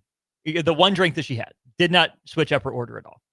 Miami Vice? Not a Miami Vice. It was a mixed drink? Well, no alcohol. Yeah. Virgin pina colada. Closer. She had 6 days of strawberry daiquiris. Ah, hey, there you go. I could never. I mean, that's a lot. It's a lot of sugar, but hey, when you're with child, you get to do whatever you want. Absolutely. Once again, Kevin, what'd you bring us today? This is called Casa Silva, and it is a Chilean Carmenere. And these are on the shelf for $20, brand new to the store. And then we brought cross strains Bernstein beer, Vienna style lager, just to get football season rolling and willing into existence. 9 days. 9 days. Will kick off 2 weeks for the Huskers. Kevin Meyer, Myers Cork and Bottle, 13th and South. Thanks as always, good sir. Appreciate you, fellas. More Old School on the other side. Watch Old School live on Facebook, YouTube, or Twitch. Old School with Foreman and Oerman on 93.7 The Ticket and theticketfm.com. Saturday. Eagle Raceway is open for a full season of dirt track racing action every Saturday night. Don't miss the epic battles on the high banks of Eagle Raceway each Saturday between the Nebraska Septic Sprint Cars, Nebraska Lottery Modifieds, Avid Realty Sport Mods, Valentino's Hobby Stocks, and A1 Iron Stock Cars. Let's go racing. Eagle Raceway, just 10 miles east of Lincoln on O Street. Check out the full schedule at eagleraceway.com. Advanced Medical Imaging is hosting their third annual Breast Cancer Awareness Walk on October 11th at 7601 Pioneers Boulevard. Hear inspiring stories from survivors, enjoy local food truck vendors, a live DJ, and other family-friendly activities as we unite to bring awareness about breast cancer. Check-in begins at 8:30 a.m. with the walk starting at 9. Register your team today for Advanced Medical Imaging's third annual Breast Cancer Awareness Walk online at amimaging.com. Let's walk for those we've lost, for those still fighting, and for a future without breast cancer. Play ball! Ready for summer fun and ballpark vibes? Bring your pack to Haymarket Park for a thrilling season of Lincoln Salt Dogs baseball and unleash the fun. From May through August, the Lincoln Salt Dogs will be playing and the park will be popping with all the food, drinks, and fun you need for the perfect night out. Grab your friends, family, and coworkers and make plans now. Visit saltdogs.com to secure your tickets. Come on out to the park and unleash the fun. At Parkview Animal Hospital in Lincoln, it's not just their professional care that sets them apart, but their warm staff and state-of-the-art facilities. Whether it's for a routine checkup or a comprehensive medical procedure, at Parkview, your pet isn't just another number, but a valued member of their caring family. Visit them at pahlincoln.com today and in person just south of 14th and Pine Lake Road. Parkview Animal Hospital, your pet, their passion for happier, healthier, furry friends. Empire Netting and Fence delivers top quality netting and fence solutions. From major sports venues to backyard installs and everything in between, coast to coast. We take on tough jobs with grit, integrity, and a strong commitment to safety. Empire is growing, and we're hiring motivated people ready to grow with us. We build each other up, and we're building something big. Think you've got what it takes? Apply now at empire-fence.com. That's empire-fence.com. Big news, Nebraska! Love Omaha is now Love Nebraska. This is more than just a new name. It's a tribute to what Nebraska represents in the world of volleyball. It's still the same team with the same mission, led by players you know and love. Now backed by a new ownership group led by Jordan Larson. As Love Nebraska, they're entering an exciting new chapter, pushing for a championship title in 2026 and building new opportunities for the next generation of players across the state. They want you with them. Let's show the world how Nebraska plays volleyball. Join the movement at lovneb.com and sign up to become a Love Nebraska Insider today. Get rid of pesky critters once and for all with Bats to Rats. Their expert team is here to help you reclaim your home. No more sleepless nights caused by crawling critters or flapping wings. Bats to Rats ensures a safe environment for every family member. Check the website at batstoRats.com for amazing offers. And if you mention this ad, you'll receive $10 off your initial inspection cost. Call Bats to Rats today at 402-781-8691. That's 402-781-8691. Bats to Rats. Hey there, this is Paul Scheel, owner of High Electric. I want to thank our friends and loyal customers and introduce High Electric to those looking for a new electrician. We've been serving the Lincoln and Omaha area for over 30 years, from design to install, upgrades, and repair. If you are a homeowner or a small business needing some electrical work, call us at 402-466-6606 or check us out at hyelectric.com. We look forward to hearing from you. Are you looking for an exciting new way to put your skills to work? Explore new career options in the fintech industry at Currency, a Sandhills global company. We offer full-time positions in financial sales, compliance, operations, and other fields. We also offer a 4.5-day work week, an attractive benefits package, and opportunities for advancement. Put your motivation to work and grow with us at Currency. Visit gocurrency.com/careers to learn more. Select Plumbing and Utility has been serving Lincoln and the surrounding area for 14 years, and they're not slowing down. Select Plumbing and Utility handles all your plumbing needs, from faucets and water heaters to full renovations, and they can even help with your heating and cooling needs. They're also Lincoln's underground experts, repairing and replacing broken underground water and sewer lines since day one. Contact Select Plumbing and Utility today at 402-560-6197, assuring excellence in every situation, opportunity, and challenge. That's 402-560-6197.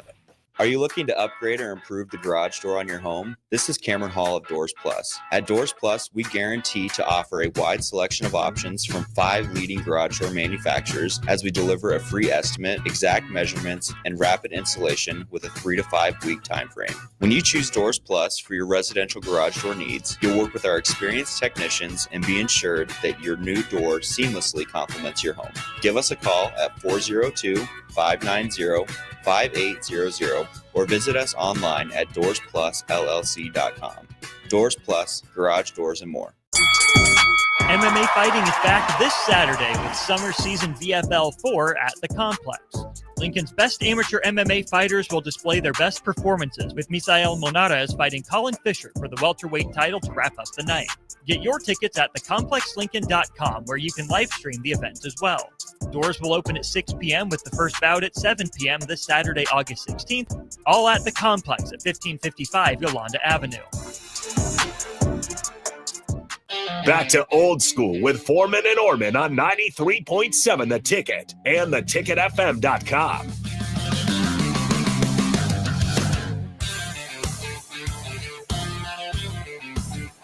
We're back to Old School, Foreman and Oerman. Big thanks to Ellie and Uncle Kev then for coming in for the last couple segments. This segment brought to you by Heartland of Nebraska Windows. They're based out of Hallow, Nebraska. They offer a free estimate, full window replacements, all vinyl triple pane windows, and a lifetime warranty on everything while keeping their prices affordable. Heartland of Nebraska Windows is locally and family owned with their own team of installers.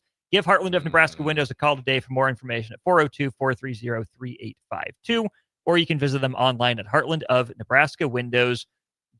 Big congratulations to Nebraska ball fan for winning the $30 to Buffalo Wings and Rings. Ellie guessed 12 billion streams of Taylor Swift songs. Try 109 billion streams of Taylor Swift songs, according to Spotify. So congratulations to Nebraska ball fan. $30 to Buffalo Wings and Rings is yours. Jay, I know it's a football season, but we're going to talk some hoops now for a couple minutes.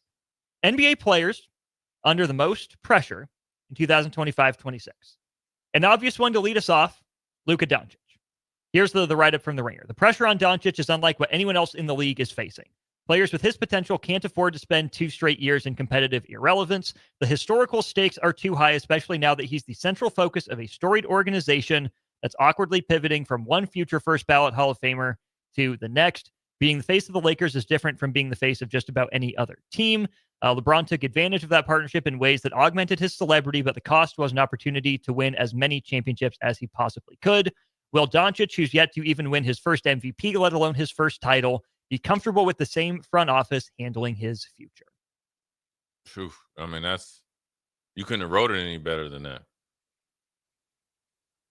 But is he really under the most pressure? No, I think he's under the most pressure, but he's not facing the most scrutiny. Yes.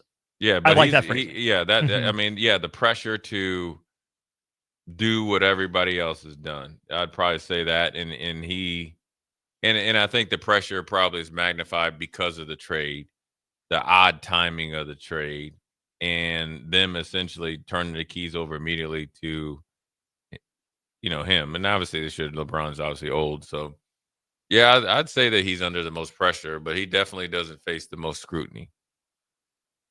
That's definitely LeBron. In terms of that next wave, though, who's got the most scrutiny? I mean, you talk about Luka, you talk about Giannis, you talk about Shea, you talk about, I guess, Tatum's out for the year. Edwards, yeah, definitely that conversation. He's definitely under. I think next year he'll be under more scrutiny if the Timberwolves don't show improvement, or especially for him, the way that he fell asleep at times, a slow starter. He'll face pressure and scrutiny based on maybe, whatever he's doing prior to games, which is obviously being up all night playing video games and all that. So, I don't know. It'll be interesting to see, who gets the pressure. Take the old guys out of it, right? They're just there to, pretty much holding it up for you. Right. Who's under the most pressure and who's able to answer is pretty much going to be really the tell-all sign for the league, in the next 5 to 10 years until somebody and who's actually under a lot of pressure, but is probably not as much as it normally would be considering where he was picked is Cooper Flag, because he's got Kyrie, Clay, and all them. Well, Kai's out with the ACL. Well, I'm just saying you got other known guys versus if he got picked to Portland, you're the state. You're Clyde Drexler. You better be Clyde Drexler day one. He's not the first option right now, so he's not under as much pressure, even though he was picked number 1. We'll stick a pin in this conversation real quick. David from Renew chimes in with his own Thirsty Thursday. Looks awesome for you, David. And then he says, "Hey Jay, new boys pick starts in a week. Are we getting our steak dinner before then?" Dave from Renew, listen, I hope you know what I'm saying. You know what, man? Here's the deal. Yes, I've been asking these dudes, when can we connect? Get this gray cloud out from following me. Exactly. And then he pops up every once in a while, drives by, gives us a little dap. So you're going to get it, and I know it's coming back. I'm coming back for revenge this year. Hungry, motivated Jay Oh, yeah. I'm going to actually dive into it now. And he's laughing. He knows exactly. He's been eating at me. Back to the NBA conversation. 2280 throws out, is how much pressure is Kevin Durant under this year with Houston? I think Kevin Durant's personality just kind of lets him slide by. I don't think much. He's got his couple championships. He's cool with it. He just wants to hoop. Mm-hmm. I agree. Yeah. Here's another one from The Ringer. Trae Young and the Atlanta Hawks. A couple things from their write-up. So far, by not giving their franchise player the 4-year, $229 million extension Young undoubtedly believes he's due, the Hawks, in their new aggressive and shrewd front office, are communicating a harsh reality about their current situation. At that price, you need us more than we need you. Atlanta has depended on Young's talent for years, but right now, in an ironic way, less from their best player may be more. Since he was drafted, Young's offensive brilliance and defensive limitations have heavily influenced almost every personnel move the Hawks have made. The results with 3 different head coaches and now 3 GMs have been unremarkable. He's not won a playoff series since a magical run to the conference finals in 2021. Yeah, I mean, I think Trae Young is always going to be able to put points. I mean, he's always going to be able to score. I think I like his game. I wasn't sure, at the start. I think he's gotten better at some of his weaknesses. I don't think he's such a, defensive mismatch, because I think he's actually worked at it, which obviously is refreshing. I think they just have done him a disservice of the moves. Remember, they got Murray, and then they re-up with Hunter, I think. John Collins. John Collins. He's in Utah. He just got traded to the Clippers, though. Yeah, but he went to Utah first, Mm-hmm. and that was supposed to be your rim runner. Then you got Clint Capella. I don't think they've ever really tried to get him over the hump. I think he's under some pressure to, do more. But I think also he's under pressure to make a move and leave Atlanta. I think some of these, I think he's a guy, likes it there. They love him down there. Sometimes you're just going to, hey, look, man, it's not good enough. Like a LeBron leaving Cleveland. You guys aren't doing it good enough. See you next time around. It's interesting because I don't think Atlanta is a place where there should be much pressure. It is a wide open East, with Tatum being out and Boston having to make all the cuts that they had. Cleveland faces its own share of questions. Top seed didn't exactly look the part the entirety of the playoffs. Certainly didn't get the finals matchup that we anticipated right before the playoffs started with Cleveland and Oklahoma City. Philly's going to Philly. Knicks have run out of gas, recently in the playoffs as well.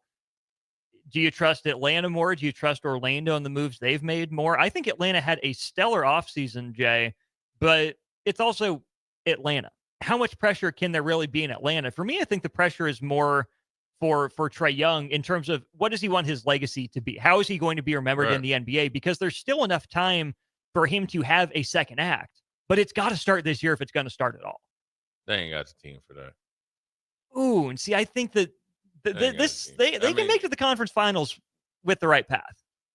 They ain't got the team for that, man. I like that team, Jay. I like that roster right now. They ain't got the team. Look at it. I mean, come on, man. That's what if I'm Trae Young, I say, come on, man. This is it. George Yang, Niang, or whatever his name is. Went to Boston, and then here's the thing. I'm looking at this Alexander Walker that they signed, role guy. That's pretty solid. Dyson Daniels, top 5 defender in the NBA last year. Jalen Johnson, breakout dude last year before he had a weird injury. He'll be back. I really like Jalen Johnson. Luke Kennard. That's a 42% career 3-point shooter. Jalen Johnson. Jalen Johnson's a stud. Just watch out. Newell. Onyeka Okongwu is starting to come into his own. Former USC guy, get Porzingis if he's healthy. I know it's a big if. Risa Shea, the number 1 guy from a couple of years or last year's, 2 years ago's draft now. Maybe. He at least looked the part of a starting NBA wing. They could do something. I also like Jacob Toppin, a rookie out of Kentucky. Like, he won't play big minutes for him, but I like him as a project. You related to Obi Toppin? I don't remember, actually. If Jalen Johnson continues the progress, then brother of Obi Toppin. Then we got some work. I like the Hawks. I don't love the Hawks. They're at I least like the interesting to me. Hawks. I don't like that they're in Atlanta. I think there's too much distraction. And with the NBA schedule, there's too much going on. But shouldn't that benefit them if they get used to it? It's more a distraction for the other guys coming in. They get it 41 times a year, so that's the problem. Well, everybody comes in, so the visiting teams, it's just a party. That's the part of the problem. I just think, I think they have a chance because of, the Celtics, and the Celtics have to, obviously get rid of some players, and then obviously Tatum's hurt. Philly is a self-check. I think how they perform against Orlando, which team matures, I guess the fastest or shows the continuation of maturity is going to have a leg up. I think whoever comes out of the East this year will not be the number 1 seed. I think it's way too competitive. So I don't think there'll be any difference in the team 1 through 4 for sure, maybe 5. It depends on who the 5 or 6 are. And so I think with Atlanta, it's going to be just interesting. Can they gel and can they get better as a team? I mean, you look at Jalen Johnson. I mean, that says 18, 10, and 5. All right, now you're on superstar. Now you're getting your back patted and your belly rubbed all off season. But he'll never be the number 1 there. That's fine until Trae Young leaves. Yeah, but which is a good spot for him. But can you continue to improve? You can average 18. You can average, let's say, 16 and a half, 11, or 12, or no, not 12. It was like 60 or 16. Go 16, 9, and 4. Yeah, and be a better player. Mm-hmm. That would mean other guys are doing more stuff, and then therefore your profile as the 1B or the 1A in waiting is accelerated. So, I mean, it's not going to, obviously he's going to play his game, but how he deals with getting the pat on the backs in Atlanta, and then coming into the season is going to trade, because Trae Young's going to Trae Young. So then now what have you done to assist Trae Young, and then what has Trae Young done to assist you to getting better, to get where you need to be? If those two mesh because of his game, then you and then with the way that the East is, then you just worried about really going to Disneyland with Orlando. That leads us into 0368. What irrelevant NBA team is poised to make some noise? I would throw Atlanta in kind of that irrelevant conversation. I think they got a chance. Orlando, I really like the moves they've made. Not a perfect team by any means, but I think there's legitimate optimism there. I don't think the Timberwolves are irrelevant, but I think they'll be better this year than they were towards the end of the stretch last year. And since they're always second fiddle, I think the Clips had a really good offseason. I really like a lot of what the Clippers did in the offseason, and I know that they're a Los Angeles team. How can you call them irrelevant? Well, it's because they're not the Lakers. They're not making the high-profile moves that the Lakers are. Denver's not irrelevant anymore. They had, I think, an incredible offseason for what they needed to accomplish. So if you're asking for me for irrelevant teams, Jay, I'm throwing the Clippers, the Magic, and the Hawks into that conversation right away. Yeah, I like it. Definitely the Magic, just because of the market, and I think they have some really good players, and then obviously the guys that are on the cusp of being stars, but just not on the household yet. So that, then they're irrelevant. The Clippers, I think, have added so much veteran, leadership and obviously skills, just how they mesh, and everybody can get out of their own way, I guess, egos. I was going to say Milwaukee, but they have Kyle Kuzma, so now you're eliminated. Period. Yeah.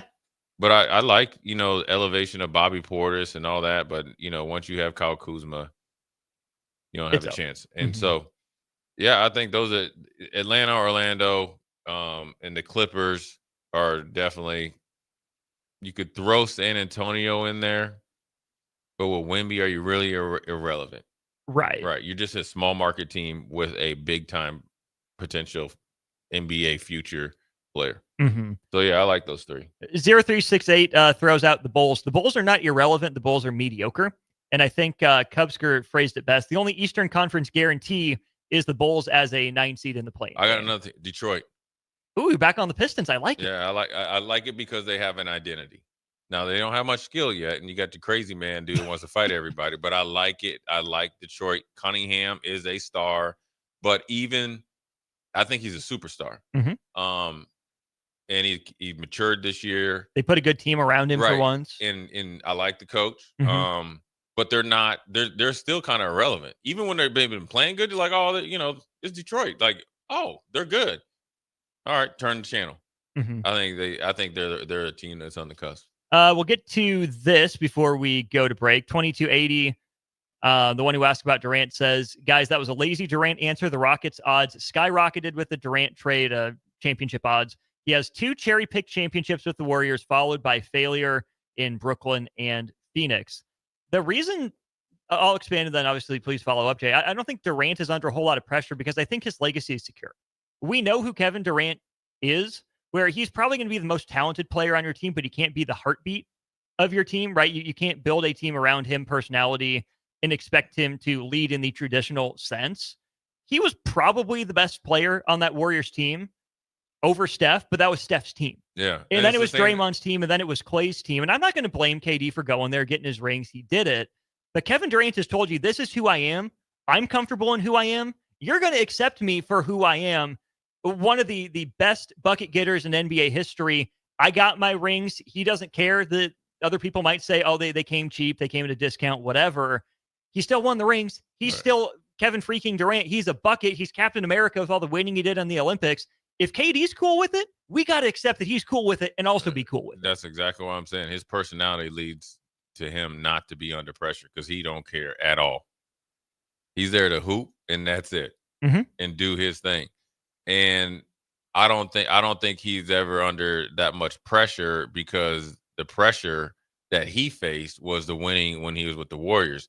After that, he's been essentially just been dodging arrows and bullets and stuff, and he's been taking them, and he's still the same player. And so he's going down to Houston, which obviously the odds are high, right? The pressure, to win or to take Houston to a new level is probably more like within the NBA realm, but they're not one of the teams that people talk about.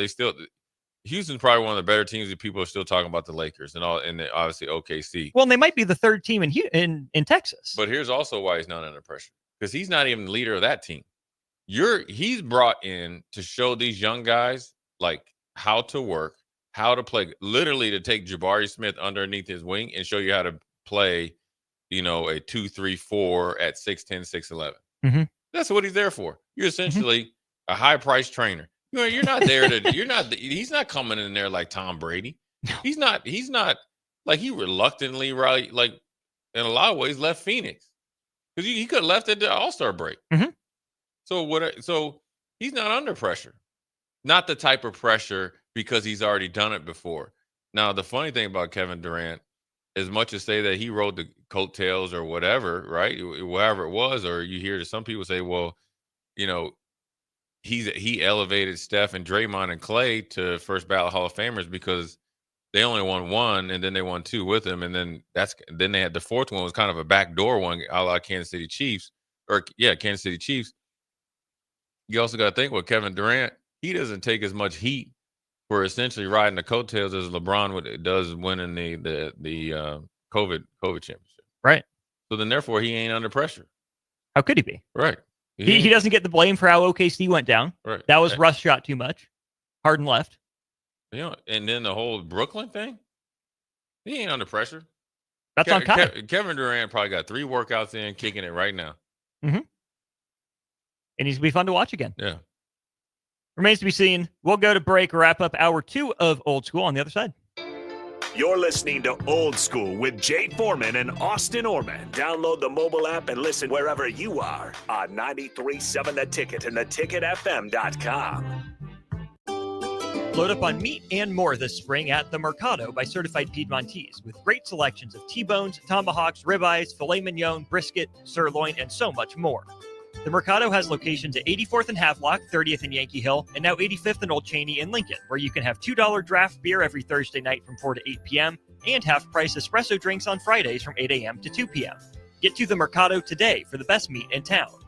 Jack Russell of Farm Bureau Financial Services is here to help you protect things that are most important to you. Whether it's your home, your family, or your future, Jack Russell has the proven experience to get the job done while developing authentic relationships with you. Give Jack a call today at 402-421-9100. Again, that's 402-421-9100. Or visit one of his 2 locations in Lincoln or Seward and learn how you can excel in the complicated world of insurance. Jack Russell of Farm Bureau Financial Services, a trusted and well-respected representative since 1999. Saturday. Eagle Raceway is open for a full season of dirt track racing action every Saturday night. Don't miss the epic battles on the high banks of Eagle Raceway each Saturday between the Nebraska Septic Sprint Cars, Nebraska Lottery Modifieds, Avid Realty Sport Mods, Valentino's Hobby Stocks, and A1 Iron Stock Cars. Let's go racing. Eagle Raceway, just 10 miles east of Lincoln on O Street. Check out the full schedule at eagleraceway.com. Get rid of pesky critters once and for all with Bats to Rats. Their expert team is here to help you reclaim your home. No more sleepless nights caused by crawling critters or flapping wings. Bats to Rats ensures a safe environment for every family member. Check the website at batstorats.com for amazing offers. And if you mention this ad, you'll receive $10 off your initial inspection cost. Call Bats to Rats today at 402-781-8691. That's 402-781-8691. Bats to Rats. Are you looking for an exciting new way to put your skills to work? Explore new career options in the fintech industry at Currency, a Sandhills global company.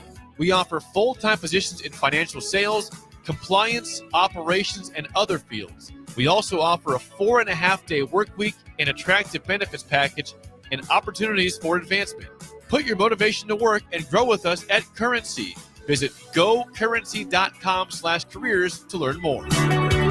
Advanced Medical Imaging is hosting their 3rd annual Breast Cancer Awareness Walk on October 11th at 7601 Pioneers Boulevard. Hear inspiring stories from survivors, enjoy local food truck vendors, a live DJ, and other family-friendly activities as we unite to bring awareness about breast cancer. Check-in begins at 8:30 a.m. with the walk starting at 9.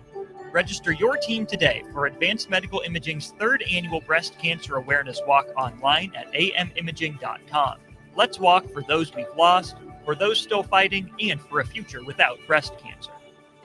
Imagine starting your day with a computer glitch that leaves you feeling stuck, frustrated, and unable to get your work done. You have 1,000,001 things to get done today, and waiting for the tech issue to solve itself isn't one of them. It's time to let Hamilton handle the tech so you don't have to. We help businesses across the state spend more time on what they do best and less time frustrated with office technology. As the official business IT partner of the Huskers, we're focused on providing custom solutions that set you up for success now and in the future. Connect with us today at hamiltonisbusiness.com. Schweizo Construction is now hiring for skilled craftsmen, steel erectors, concrete workers, and general laborers.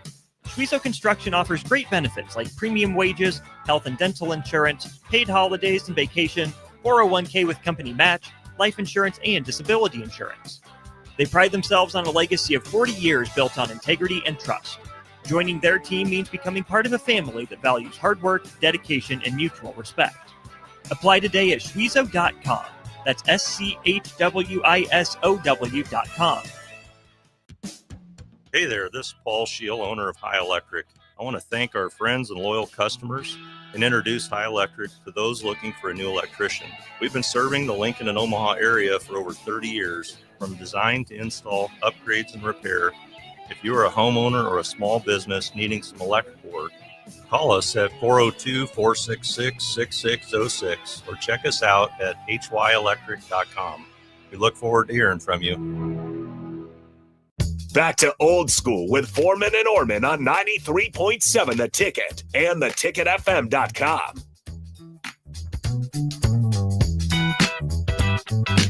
We're back wrapping up hour 2 of Old School. Another hour yet to go. Of course, Old School with you 3 to 6, brought to you by the Mercado by Certified Piedmontese. This segment brought to you by Love Volleyball at Nebraska. Get or renew your season tickets today for your chance to see national champions, Olympic champions, former Huskers, and many more incredible players take the floor for Love Volleyball Nebraska. All right, Jay, just came across this. We talked a couple weeks ago now about play action and motion, why more offenses, don't use it. But I saw this chart that I think is interesting, and it breaks it into the 4 quadrants, right? You have on the y-axis how your rate of motion and shifting, and on the x-axis how often you use play action. And just from a cursory look over this, it was really interesting to see that there are 3 quadrants where you can find some decent offenses, and one where pretty much all the bad offenses are. The bad offense quadrant is infrequent play action and infrequent motion. The teams last year that fit that bill, you look at the Giants, Seahawks, Patriots, Jaguars, Panthers, Titans, and Browns. Not really good offense in the mix. Kind of on the borderline there. You have Tampa, workable offense, trending more toward the frequent motion. But then the other three quadrants, teams that didn't use a lot of play action but did a lot of motion and shifting. Bengals, really high-powered offense. We know that. Bills are in that same category, in the 49ers. On the flip side of that, you had frequent play action but not a lot of motion and shifting. That's the Commanders, by far the best offense there in that quadrant. But they're alongside teams like the Cardinals, Colts at a similar rate, Jets, Broncos, and Steelers. And then the frequent play action and frequent motion and shifting, you got some of the innovators, right? You have McVay and the Rams up there doing a lot of both. You had the Lions, Ben Johnson doing a bunch of that. Kevin O'Connell and the Vikings in that conversation. Matt LaFleur in that quadrant. Houston's there. Miami's there. Funny enough, the Chargers are there. And then you throw in the Chiefs, Ravens, and Eagles all in that quadrant. Those are some of the better teams overall. Yeah. So I think there's not a perfect one-to-one correlation where, just use play action and motion and that's a magic cure for an offense, because you have great offense in the Bills, not doing a lot of play action. You have great offense in the Commanders, not doing a lot of motion. But it was interesting to see that most of the best offenses in the NFL, at least last year, were above average in both play action and motion. Well, I think, number one, to do all that, you have to have invested in really good players, right? Sure. So which all they do. Mm-hmm. And you have to have a coach that's going to demand those players to do so, right? And they kind of LaFleur, O'Connell, I guess Johnson, they all come from that type of, and I was San Francisco, McVay, and and they come from that Mike Shanahan kind of tree, you know what I mean? So, and then they've taken it and obviously magnified it. But also, I think they have the quarterbacks to do so. I think the outlier was the Chargers, but I think on the sneak, Harbaugh, that's what he likes to create numbers advantages and pound it, then run the ball, and then play action you. So, but they're not going to do a whole bunch of stuff like the 49ers and where you shift, motion, shift back, run a play on a quick count. It's interesting because where you think it's Buffalo, I think the outlier is Buffalo is because you have Josh Allen. Yeah. You don't need all that. No. And also, you don't want to have, I guess they used to call it, like when I played, paralysis by analysis, too much for a player.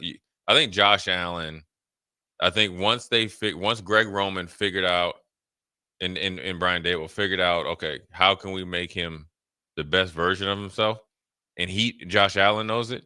He can articulate it to whether it's Dorsey or anybody else that's his offensive coordinator now. So that's why I think he's the outlier, and Buffalo's offense is the outlier, because you have to do so much to try to stop him. The other outlier, maybe in a negative way, would be the Chiefs, who did a lot of play action, who did a lot of motion and shifting, and yet that was an average offense at best, which goes to show you that it's not everything. You still do need, to your point, the players to make it work. You can't necessarily mask a lack of consistency at some of those skill positions or offensive line like the Chiefs. Yeah, I know that, Ellie was on here talking about the Swifties, but I think that's also with the difference in the Travis Kelce not being as dominant, and then Rice not being there. And then obviously you had growing pains with Worthy. Who's the other skinny, fast wide receiver that was hurt? Oh, Hollywood Brown. Right. Yeah. So the guys that would have actually made the Chiefs and what they do better, stats wise or whatever, quadrant wise or whatever, hurt, both of them. Worthy was hurt as well. Rice was done. And then Travis Kelce, was probably stretched a little thin. And then the offensive line probably didn't have as good a year offensively, punishing people. Now, granted, the Chiefs are notorious of, hey, guys, too much, we'll develop them. I just think they were just behind a little bit. But they won, 15 games? Yeah. Made the Super Bowl again. Yeah. And they know, and so I think the numbers were probably a little misleading with them based on outside factors of injuries and obviously off the field. Well, and obviously where they came from too. I mean, we think of the Chiefs with this offensive juggernaut with Mahomes, with Reed, and the way they started that dynastic run off. But the way it shifted to defense too, their numbers aren't bad. They're just normal human numbers based on where they were 6-7 years ago. They started out as being a very, very offensive-led team, morphed into defense, or kind of 50-50. Now it's more defensive-led team. It's no different than the Patriots. They've just found different ways to win. Now I think they would have been a lot more explosive this year, coming off of backdoor Super Bowl, if guys would have been healthy, and you would have got a little bit better version of Travis Kelce. But I also think if Hollywood Brown would have been what they thought he would be from game 1 to game 17, you get a better version of Travis Kelce and an easier, less on his plate, and he's more effective. Yeah, he fits the role that he can actually fill based on where he's at physically and mentally. He actually becomes more efficient. And you don't need to have he could have the same stats, but he actually is a more dangerous player. Makes sense to me. That's Jay Foreman. I'm Austin Oerman. This is Old School, brought to you by the Mercado. Third hour of the show comes your way right after this. Watch Old School live on Facebook, YouTube, or Twitch. Old School with Foreman and Oerman on 93.7 The Ticket and theticketfm.com. Saturday. Eagle Raceway is open for a full season of dirt track racing action every Saturday night. Don't miss the epic battles on the high banks of Eagle Raceway each Saturday between the Nebraska Septic Sprint Cars, Nebraska Lottery Modifieds, Avid Realty Sport Mods, Valentino's Hobby Stocks, and A1 Iron Stock Cars. Let's go racing. Eagle Raceway, just 10 miles east of Lincoln on O Street. Check out the full schedule at eagleraceway.com.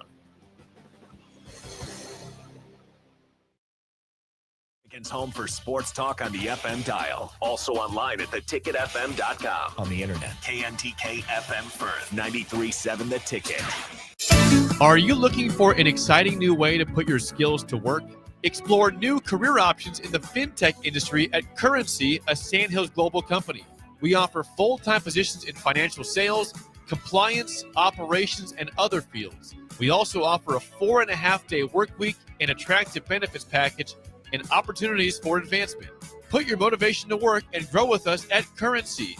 Visit gocurrency.com/careers to learn more. Advanced Medical Imaging is hosting their 3rd annual Breast Cancer Awareness Walk on October 11th at 7601 Pioneers Boulevard. Hear inspiring stories from survivors, enjoy local food truck vendors, a live DJ, and other family-friendly activities as we unite to bring awareness about breast cancer. Check-in begins at 8:30 a.m. with the walk starting at 9. Register your team today for Advanced Medical Imaging's 3rd annual Breast Cancer Awareness Walk online at amimaging.com. Let's walk for those we've lost, for those still fighting, and for a future without breast cancer. Imagine starting your day with a computer glitch that leaves you feeling stuck, frustrated, and unable to get your work done. You have 1,000,001 things to get done today, and waiting for the tech issue to solve itself isn't one of them. It's time to let Hamilton handle the tech so you don't have to. We help businesses across the state spend more time on what they do best and less time frustrated with office technology. As the official business IT partner of the Huskers, we're focused on providing custom solutions that set you up for success now and in the future. Connect with us today at hamiltonisbusiness.com. Are you ready for a new opportunity? Check out Sandhills Global. Join a dynamic team where your skills are valued and your career can soar. We offer full-time positions with a 4.5-day work week, competitive pay, excellent benefits, and a positive work environment. From IT and marketing to sales and finance, we're looking for talented individuals like you. Apply today at sandhills.jobs and take the first step towards an exciting future. That's sandhills.jobs. Don't wait, apply now.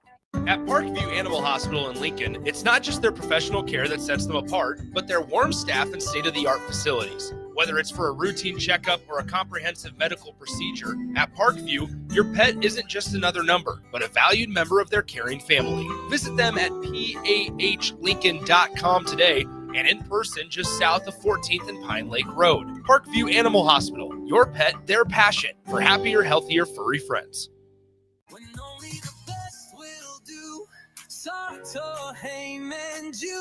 Rick Heyman here from Starter Heyman Jewelers. I want to personally thank our great customers for voting us once again the best of Lincoln. At the same time, we're celebrating our 120th year in business in the great state of Nebraska. Visit us at South Point, Grand Island, and the Outlet in downtown Lincoln. Visit us today at starterheyman.com. Starter Heyman Jewelers.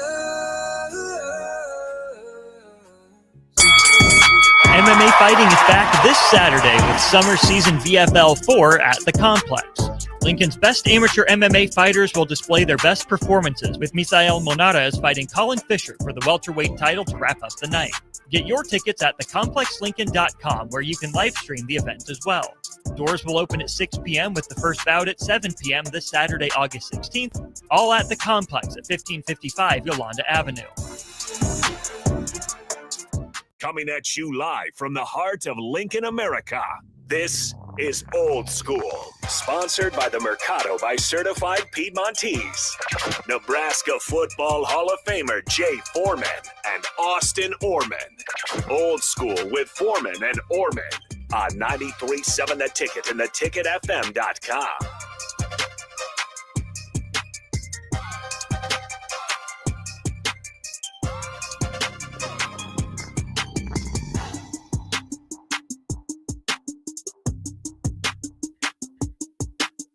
What up, 5 o'clock hour? Jay Foreman, Austin Oerman. We got a special guest in here from Upside. Anytime there's a UFC event, and they have an event out there, obviously, unfortunately, I think like a couple days ago, you had a bad event, right? You had somebody with some sticky fingers.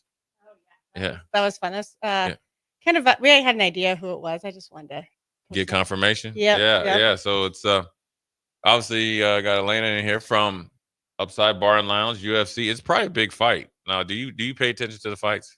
Not or, really. Or you just pay attention to the crowd? Yeah, that's I kind of focus on the bar, the crowd, making sure everybody's happy. But yeah, the fights, I mean, I've heard they're good. Yeah. They're going to be this some is good gonna be ones. two good guys. I'm not big into it, but I just know I watch ESPN, so I just assume it's going to be good. Usually come in on Fridays with obviously the fight on Saturdays, but we are on location somewhere tomorrow. I think down at the Haymarket Park. Haymarket Park. So you're in on a Thursday. So now it's actually even better since you're coming in on Thursday. What's going on tonight? So just give us a whole rundown of the weekend, because you got football coming up now on Sundays, and I know that's pretty good day for you as well. Yeah. So this weekend it's kind of just a regular weekend. We had karaoke actually 2 days last week. So this week we're kind of taking it easy. We're getting ready for the UFC fight. But yeah, we do have Sunday ticket coming up soon. We're going to do that again. $5 taco bar, all you can eat tacos. Yeah. I might have to put it at like 6. So, I mean, people were eating a lot of tacos last year. So You got to go 6. It's even numbers. yes. Right. Yes. So, but it's a great deal. And then we got the Bud Crawford fight coming up too. So, Right. And so you'll be back for that, right? Yep. Yeah. Yep. So Saturday night, we'll fast forward since it's just the calm before the storm. Yep. I will tell you, it's going to be a big fight. So I think, you'll have some preseason games, but that won't bring the attention of the UFC fight. When the doors open on a regular Saturday versus a UFC Saturday? They still open at 1. Okay. And so you can get the early prelims start at 7. So plenty of time to get in there and get a seat. And then fights, it just keeps going until they've been lasting longer lately. It's about midnight or so before everybody kind of starts filing out of there. So. Well, I think, the bigger the fight, the longer the build up or whatever for the entrance. And then I think what she's trying to say is the fighters are wusses that are staying on the edge of the cage, not actually getting to it. But and it's the after effects, the excitement, right? Oh, yeah. And so, do you have any drink specials or any food specials for Saturday? We actually, because I don't charge a cover, we just have our regular prices, which are good prices anyway. So, but we do keep the kitchen open late, which is nice. So. I'll probably be back there cooking. And I know you back. As we say, you brought in some stuff, and obviously throughout the summer you had some really good drinks. And so, you're going to be cooking anything special, or what do you think that most people will have on Saturday? I do a lot of burgers, the jalapeno cream cheese burger, and a lot of flatbreads. The pepperoni jalapeno cream cheese flatbread is really good. And so we got a couple more weeks of summer, even though school's started. Summer's not over until football kicks off. So. What's the drink that you're gonna probably think you're gonna have the most luck with? So I just started working on the fall menu again, and I was gonna bring some samples down, but just Thursdays are chaotic for me. So didn't get to the bar in time. So next time I'll bring a couple more. But the espresso martini and some variations of the espresso martini I think is a really good fall drink. We've tried that one. Yeah, we've had that one. That was I'm not a coffee drinker, but that was really, really good. So you gotta keep those. That might be just going to your year round. Yeah. Right. We do have it year round, but we emphasize it definitely during the fall. But that it's becoming a really popular drink around a lot. So looking at that, you got now you're in the fall, or fall is upon us, or potentially, here in a few weeks. Now there's going to be a lot of UFC coming up. Obviously, you got football coming up. Just give all of our listeners just a refresher of a normal football UFC weekend, because it starts on a Thursday, generally with Thursday night football all the way to Sunday night football and Monday night football. Yeah. So we've got all the channels for everything. So so Thursday night we've got the NFL games. Friday we usually have karaoke. A lot of times there's Husker volleyball too on, so that's always fun to come watch. Saturday home games if you kind of want to stay away from the downtown, the craziness. Otherwise, away games are really fun. I usually do a taco bar. Right. If it's early, I'll do some kind of brunch thing, So it's fun. And then Sundays are great. Again, another taco bar and Sunday ticket. So I've got all the games and plenty of TVs. We'll put the sound on for one of the games, whichever one's most popular, the most fans are in there for. And then Monday night again, football. Yeah, Just a lot of football, a lot of volleyball. So do you find yourself leading into football season like what we do? You just got to, all right, I got to get 2 weeks vacation, 2 weeks rest. I'm pumped for it. I'm ready for it. I've kind of vacationed a lot this summer. And then I've got one more cruise up in a couple of weeks. So I am going to miss the first home game. Well, the first official home game. The Kansas City game? Not that one. Oh. I call it, to me, it's the most official home game. Okay. So, yeah. So I'm getting back flying in that night. So I'll be here for maybe a party afterwards, but I won't be working my regular job. Have you taken any inspiration from your travels to add to the menu? So the old fashioned menu is actually, it's all the names of the drinks are all like places I've either been or want to go. So wake up in Bali, layover in Tokyo, just kind of some fun names. So things like, there's a Greece one because I want to go to Greece one day, and just it's kind of fun and plays on the names of that stuff. Otherwise, I do take pictures of menus of drinks when I find one I like. Any drinks from Cancun? Because my man over here, there is my man over here went to Cancun. I did. There's I think it's Sunset in maybe I don't think it's Cancun though. Yeah. But I have been to Cancun quite a few times. It's nice. I just had my first time in Cancun, so I'm a fan. Yes. I'll be returning. I'm a fan of any kind of travel. So Saturday, UFC, you're not going to be watching. You're going to be cooking. Drinks are no cover, right? Yep. How many TVs do you have? Because I always tell people that when they ask us about Upside, it's like it's the most spacious place to go and kick it, hang out. Really, really, obviously, well designed. How many TVs you got? So people can come in and spread out. We have 8 now. I just added one. And it doesn't seem like a lot, but it's a narrow place and long. So like you can see all the TVs from everywhere. So even if we do have like sometimes Husker volleyball will play a UFC fight or something. So we'll still turn a couple TVs on and you can see everything. Not a bad seat in the house, trust us, because I think we were out there on location when you first had your grand opening years ago. Yeah, Amazing. it's been a while. Yeah. What's the construction situation? Still constructing, or are they mostly out of the way? It's pretty good. It's not bad. Still a little bit further down on Pine Lake is most of it. But I don't have a hard time getting. Now my employees, they love to use the construction as an excuse, and I'm like, well, I drive through it just fine. So. Like leave earlier, I guess. So yeah. But other than that, no, it's not a problem at all. Bach and I were talking about this on the show today. How do you guys judge Lincoln's traffic flow? Because I think like 75% of the time it sucks. Oh. Am I hating on Lincoln traffic, or is it actually that bad? It's pretty bad, I think. Okay. I think everybody in Lincoln would agree it's bad. We got some people pushing back that say just tough it out. It's not that bad. I have a lot of things to do. I like to get point A to point B, and when I'm slowed down for what seems to be really no reason, it's a little frustrating. I might get a little road rage. I think it's worse this year than ever. Because I think it just came out of nowhere. D-Man, I'm in traffic right now. It sucks. It always sucks. Thank you, D-Man. Yeah, I think you probably on a little bit of a condensed schedule because of the winters coming, but this seems like it was probably not planned out the best. They did a lot of construction on a lot of main roadways all at one time. Yeah, that's it. Yeah. But the construction won't stop your employees from getting work or people coming out to Upside. Saturday, UFC, I think was it 319? 319. because you guys were here at 317. I know for sure. So 319, be there. I mean, it's always a great time. Obviously, great pictures, and you guys were able to do some investigative work too. Yes. Oh yeah. You know, there's people watching everywhere. Like there's gonna be a camera. So I just happen to have like two to get them. Yeah, but it's you ever see that show? What is it, like Dumb Criminals or something? Oh like yeah, that? yeah. Like it was actually pretty sweet. Oh, It was actually she was smooth. Yeah, That girl, like, no, she was like, and Hannah turned around like 2 seconds afterwards. Like, Yeah. I mean, it was boom. And her friends that I know them, like, they didn't even notice it because at Yeah. first I thought they were in on it and they're gonna get yelled at. Yeah. No, I could tell they had no clue. Yeah, it was So. pretty smooth. And kind of like looked at the bartender. I don't know. We couldn't, DP showed us. He looked at the bartender. I was like, I mean, that's pretty cold blooded. Yeah, Yeah, pretty. literally just with seconds Nerves with him of sitting steel. there, just like boop, down, gone.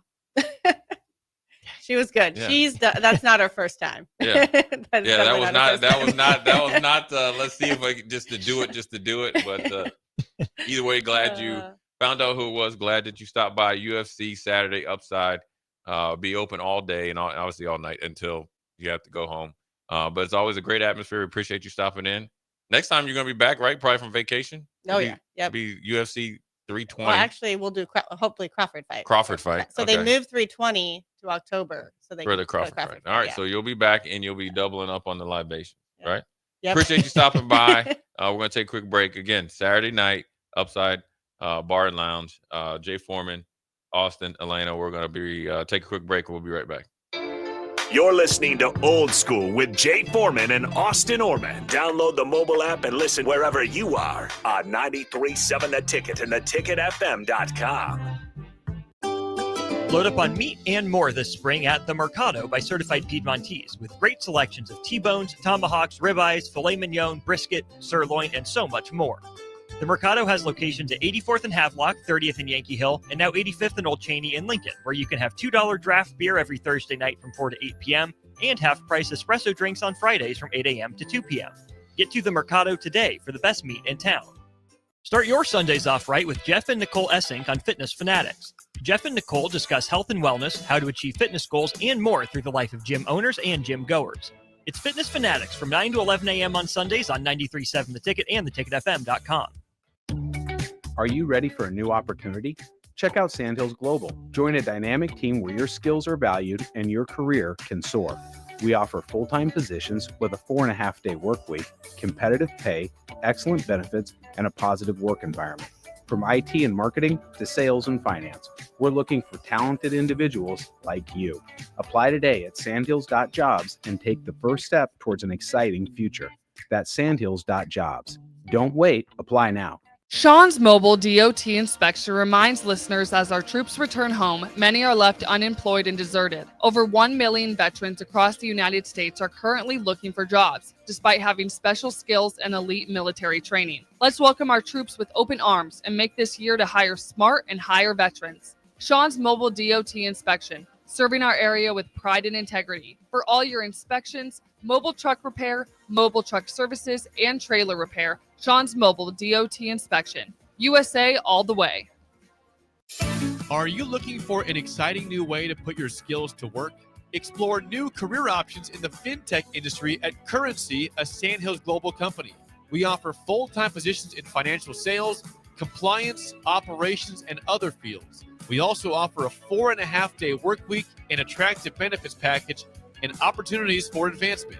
Put your motivation to work and grow with us at Currency. Visit gocurrency.com/careers to learn more. Hello, this is Mary Pat Waite. I've had the privilege of working with Lincoln families as their realtor for more than 31 years, and I'm so proud to be associated with MP Dodge Real Estate. For me, your transaction is unique in its own way. My experience allows me to bring you trusted care and a really great outcome. My NP Dodge family shares the same client focus. Expand your career with NP Dodge. Call Eric at 402-434-2222.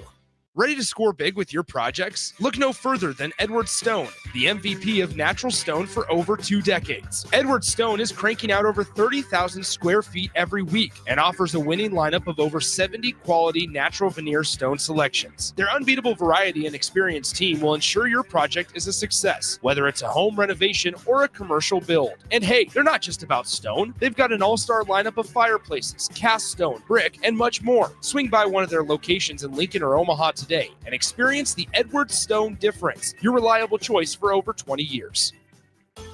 If the power is out, traffic lights might be too. If you come across a dark intersection, treat it like a four-way stop.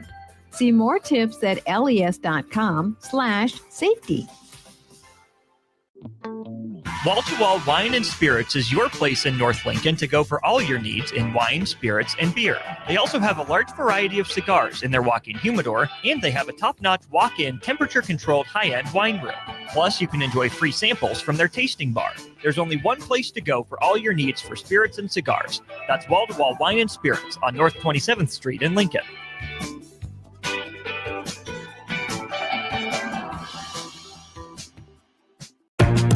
Back to Old School with Foreman and Oerman on 93.7 The Ticket and theticketfm.com.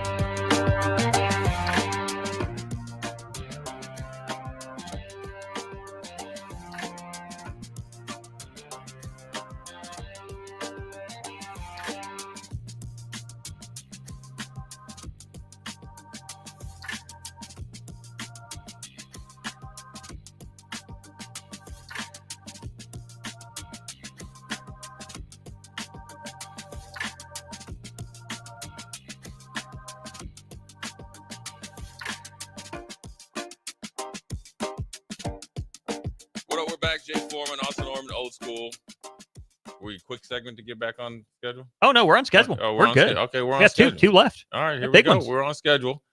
We want to thank Elena from Upside Bar and Lounge stopping in. UFC 317 out there on essentially 27th and Pine Lake, give or take. They do a really good job of what they do. Obviously, karaoke is getting into the fall, so they have essentially how we're celebrating football on essentially from Thursday or the last weekend on. There won't be a Thursday without football on. Obviously, they're a big part of that come the fall. UFC as well. They're going to have the Crawford fight, then UFC 319, right? I think, or whatever out there. And then she'll be back, and she's already said that she's going to bring in some libations, but they do a really good job. Go out there Saturday.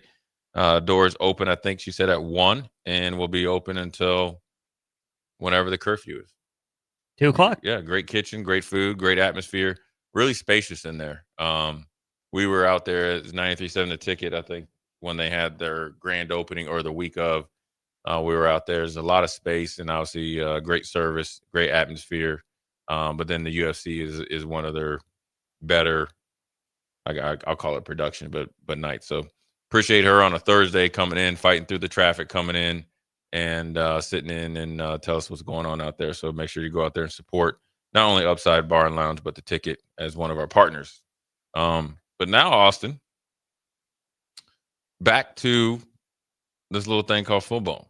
Business. Yeah, business. We talked about the Chiefs, Broncos, but I think one of the teams that I wouldn't say flying under the radar, but it's going to be probably one of the most interesting teams and that's because they were just on NFL Network, is because of the Pittsburgh Steelers.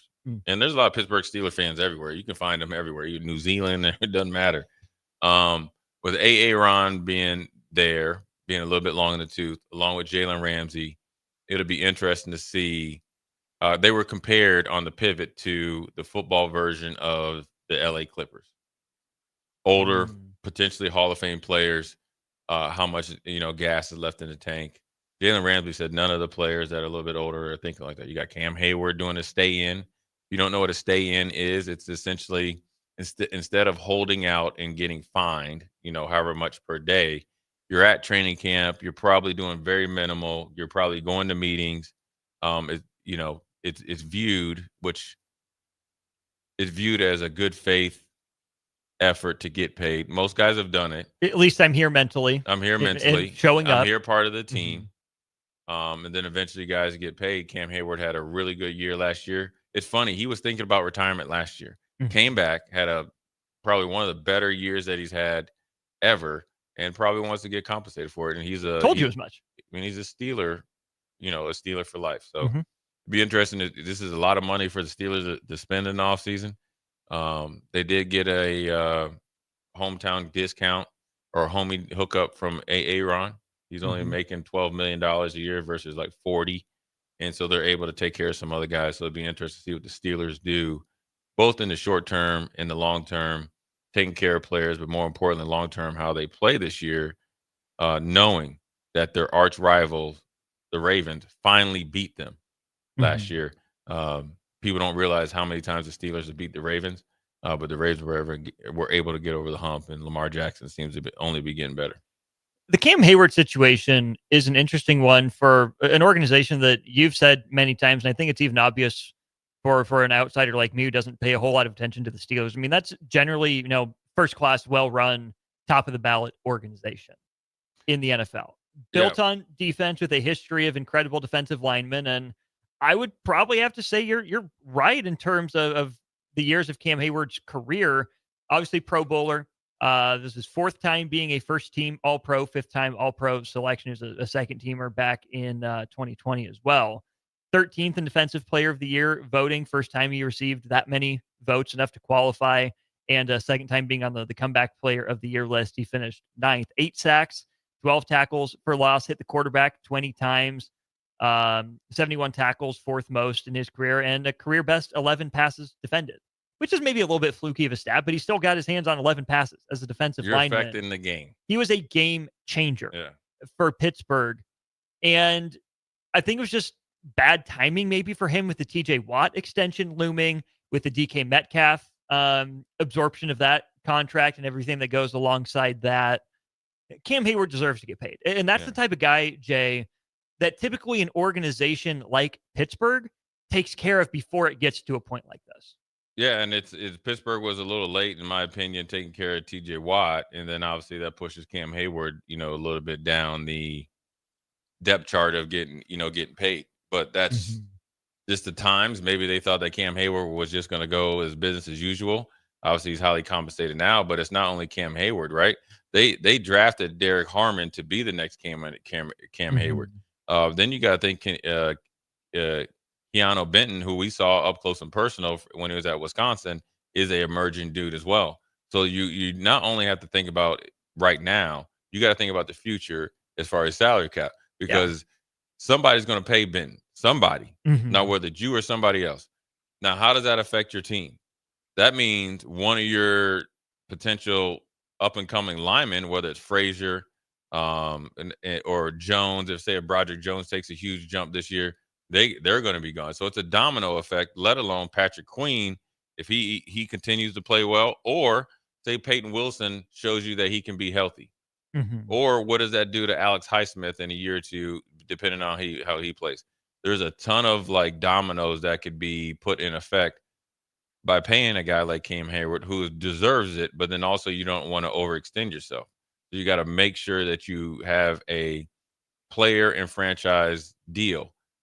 I think the guaranteed money uptick in it, you know how they can do it. You could take an option year and turn it into a signing bonus and give him a little bit of, a little bit more security. But it's going to be interesting to see how they handle him versus other guys, considering how long he's been a Steeler. Not to change the conversation necessarily from the Steelers, because it's an interesting team that's worth diving into. But I think it would have been a week ago Monday when you were out, DP and I were having this conversation about the Cowboys and Micah Parsons. Did they wait too long to pay him? And DP's main point, which I still agree with, is Micah Parsons, you signed this contract. You said you're okay with it. Play it out, negotiate in free agency.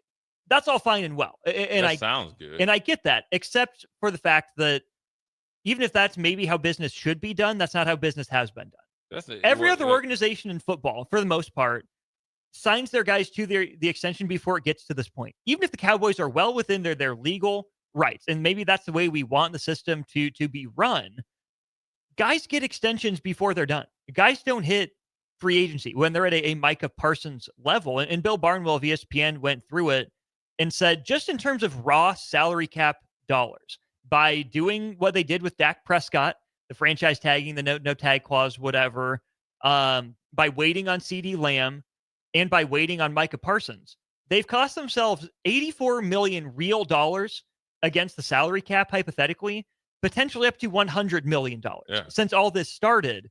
And yes, they're well within their rights to wait and play out these negotiations and fine. But Micah Parsons would have accepted a $30 million a year deal a couple years ago when he would have been the highest paid guy. I want you to speak to this too, Jay, because I said something to the effect of, yes, it's about the money for these guys, but it's also them being able to say, I'm the highest paid guy at my position. Yeah. And, where it's that respect, that tone of, yeah, you believe in me that much. It's kind of an ego thing to where it's about the money, but the money matters less than, am I making more than that guy? So yeah, Dallas is fine to do what it's done, but it's cost itself real dollars, opportunity to add real impact players, all because, Jerry's not playing the same game other owners are, and he's not doing it well. It's not working for it. Yeah, he's like, I'm doing it differently, but you're doing it wrong. I mean, essentially, that's what you're saying. And Michael Parsons has said that, he's not ego driven in needing to be the highest paid at his position, because he knows that he has a longer career ahead of him than Myles Garrett or TJ Watt, because he's young. He's younger. And he's playing, and he feels like he's going to only get better. So he wants to be at or close to probably what TJ Watt is getting paid on a per year basis and guaranteed money. The problem with it is when you say that, well, you signed the contract, okay, that's fine, but you're not saying the same thing about owners when they're cutting players based on their salary going up.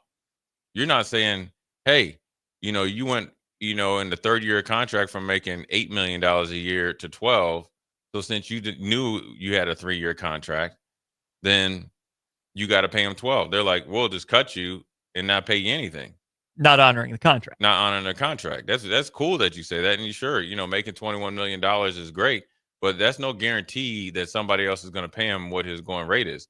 Also, he is outperformed the contract that he's under right now. And it's a show of good faith. Hey, we appreciate you. We like you. We want to do right by you because you've been good. Yeah. But he's outperformed his contract. Mm-hmm. He's beat every metric he's validated his draft pick status. He's beat every metric that you expect at that position and at his position, and he's been dominant. And what are you waiting for to do it other than and it's not even that, okay, eventually you know that Jerry's going to give him a check, a day or two before the season. Yeah. He ain't been practicing. So there's a 3-week, 4-week, 5-week ramp up. So so then what you're saying, he's like, all right, we're going to make it so you have to ramp up, not do well.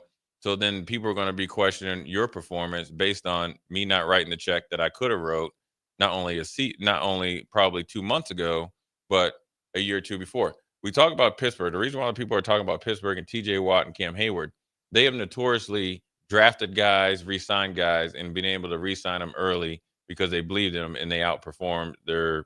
And they take care of them. They take care of them. Mm-hmm. That's why this is a big deal for what the Pittsburgh Steelers have to do with TJ Watt, obviously Hayward, and Hayward, and maybe Benton down the right, and the other guys, because they have done that over the history. Joey Porter Jr. Everybody in Pittsburgh that generally has performed well and played well have been there for a second and potentially third contract, and then eventually at the end of their career they left. Whereas here, Jerry Jones is like, yeah, you retained him. You're up here like, oh, we signed all these guys, but you did it late. You cost yourself money. That's not good. He's a great businessman. He is. That's not good for NFL business. You're just out here. It's almost like he knows deep down, my team isn't good, but here's what we're going to do. We're just going to get all the media metrics or whatever it is, because that's the only way we can be a contender. We are the training camp drama Super Bowl champs. That's it. Barnwell threw out, I think, 3 options for why he thinks the Cowboys could be operating this way. Number 1, the Cowboys want the attention. I mean, I'm sure that's part of it. Number 2, they think it's a sound move for financial and cap reasons. And then number 3, Jerry Jones is past his prime, out of touch, or something worse. Yeah, it's probably more number 3. But you can't. Oh, or sorry, 4. The Cowboys feel like they've been burned by injuries when players have signed extensions. Yeah, you know why they've been burned by injuries? Because they haven't been playing. Dummy. And injuries are you're in the most violent sport out there. It's gonna happen. So if you're saying, okay, not only do you have to outperform your contract and not get hurt, I'm gonna make you wait to get paid, and then once you get hurt, then it's like, oh, you weren't worth it. When you can't hold Tyron Smith's or DeMarcus Lawrence's injuries against Micah Parsons. Right. That's not fair to him. That's just a negotiating ploy, and it's stupidity at its finest. And it's just, I just don't understand. Like I get it. Some players where it's just like, it's like those guys sometimes in the locker room. Oh, all of a sudden he's at every offseason workout. All of a sudden he's actually trying in practice. All of a sudden he's very attentive in meetings. All of a sudden he's working out a lot harder, and then he's playing well because that guy had been a certain type of person and player for the first, in this case, say 3 years. But in your fourth year, you got to be on your best behavior. Okay, I understand in that situation. We used to call it, oh, he's going in his contract year. See it sometimes in the NBA. Oh, the Eddie Curry. Right. Okay, I'm in shape and all that. And Chandler Parsons. Right. So, okay. But this dude has been the dude compared to LT since he came into the league. Just through 2 different defensive coordinators. He's been your belt. You believed in him so much and him and his skill set. You got rid of your locker room leader in DeMarcus Lawrence. You turned the team over into him. It's like it's your defense. You're partly your locker room, Dak and him or whoever. But I'm going to pay everybody else besides you, and then see somebody that's comparable to you get paid. But you're not worried. So that's for what reason? Yeah. Who does that help? But Nobody. It's not that. It's like, okay, then you didn't want to negotiate with his agent. Then you say, okay, now you want to, and then now you had a handshake deal. Like unless you're overpaying in free agency, you're not going to get anybody to go there. Just like the Raiders. The Raiders doing that stuff with Christian Wilkins. I know he had the whatever he was doing. He's a dude that plays too much. In the locker room, there's always a line. You always respect people in the locker room. That you respect. Their home life or whatever they do on their personal time. You respect their family, the kids, and if they have a wife, you respect their parents. You do all that stuff. You respect their music preferences. You respect their religion. You respect them, obviously, whether they're, black, white, or whatever. And everybody jokes around. There's nothing wrong with it. And you got to have thick skin in there. But everybody knows, okay, this guy doesn't either like being played with or okay, that's enough. And they'll generally tell you. Now, Christian Wilkins probably went over that line, right? Now, maybe the player needed to not be so sensitive, but either way, Christian Wilkins went over that line. Everyone else knew the boundary he did. But that's the smokescreen. The real reason they got rid of him is because they did a surgery. It didn't go well. They wanted him to do another surgery. He said no. So essentially, I don't know if that's the text line. Let me know if that, if they wanted him to do something physically that he didn't want to do, is that insubordination or just not following the rules? It's not breaking the rules. It's not doing what they wanted him to do when they messed up the first time or it didn't work out well the first time. So that's the big part. But if I'm an agent and looking at Dallas, why would I send Austin Orman there knowing that who knows what these contracts, Jerry Jones is up here talking about who knows what these contracts are like when you're a free agent. Now, when you get drafted, you can't really stop that, but it's like, Dallas is too much of a blue blood iconic franchise to be known as the dummies. If you want to do this in the first 2 weeks of training camp, I would have no problem if Jerry Jones called Jay Foreman, if Michael Parsons or me, say if it was me, right? He's like, look, man, here's the deal. I need you to play along with me here. We're going to create some media storm, based around your deal. I want you to come here. I want you to do everything you need to do, but we're going to hold you out of practice. We could even work you out off site, or in a special place and want you to be at every meeting. But we're going to ride this thing for all the way up to the first preseason game. Or in the first couple until you decide maybe you're going to break camp, or maybe after you do the joint practices. Okay, I'm cool with that, right? If it's been communicated like that. You got me in the office. Very cool. Okay, that's fine. I'm a vet. Obviously Michael Parsons is very young, but say it was like he's still been in the league, right? But say if I was in year 6 or 7 or 8, had some stuff I need to get over or whatever, that's fine. Now they've been in training camp way too long. Now, granted, Michael Parsons is that dude. But when you're trying to get back into being relevant and first year head coach, which how he became a head, you forced the last head coach out and you fired him so late that he couldn't go get another job. Well, it's also this though. Philly is one thing. Okay. Like you can't say we hate, yeah, sure. You say we hate Philly, but you can't. They're the Super Bowl champs, right? And you can hate them, but you ain't them, right? But the Commanders, with a rookie quarterback, with Scary Terry is like their number one, Luke McCaffrey is like their kind of number two. They got a old tight end, Ertz kind of picked him up late trade or whatever they got him at. In Debo.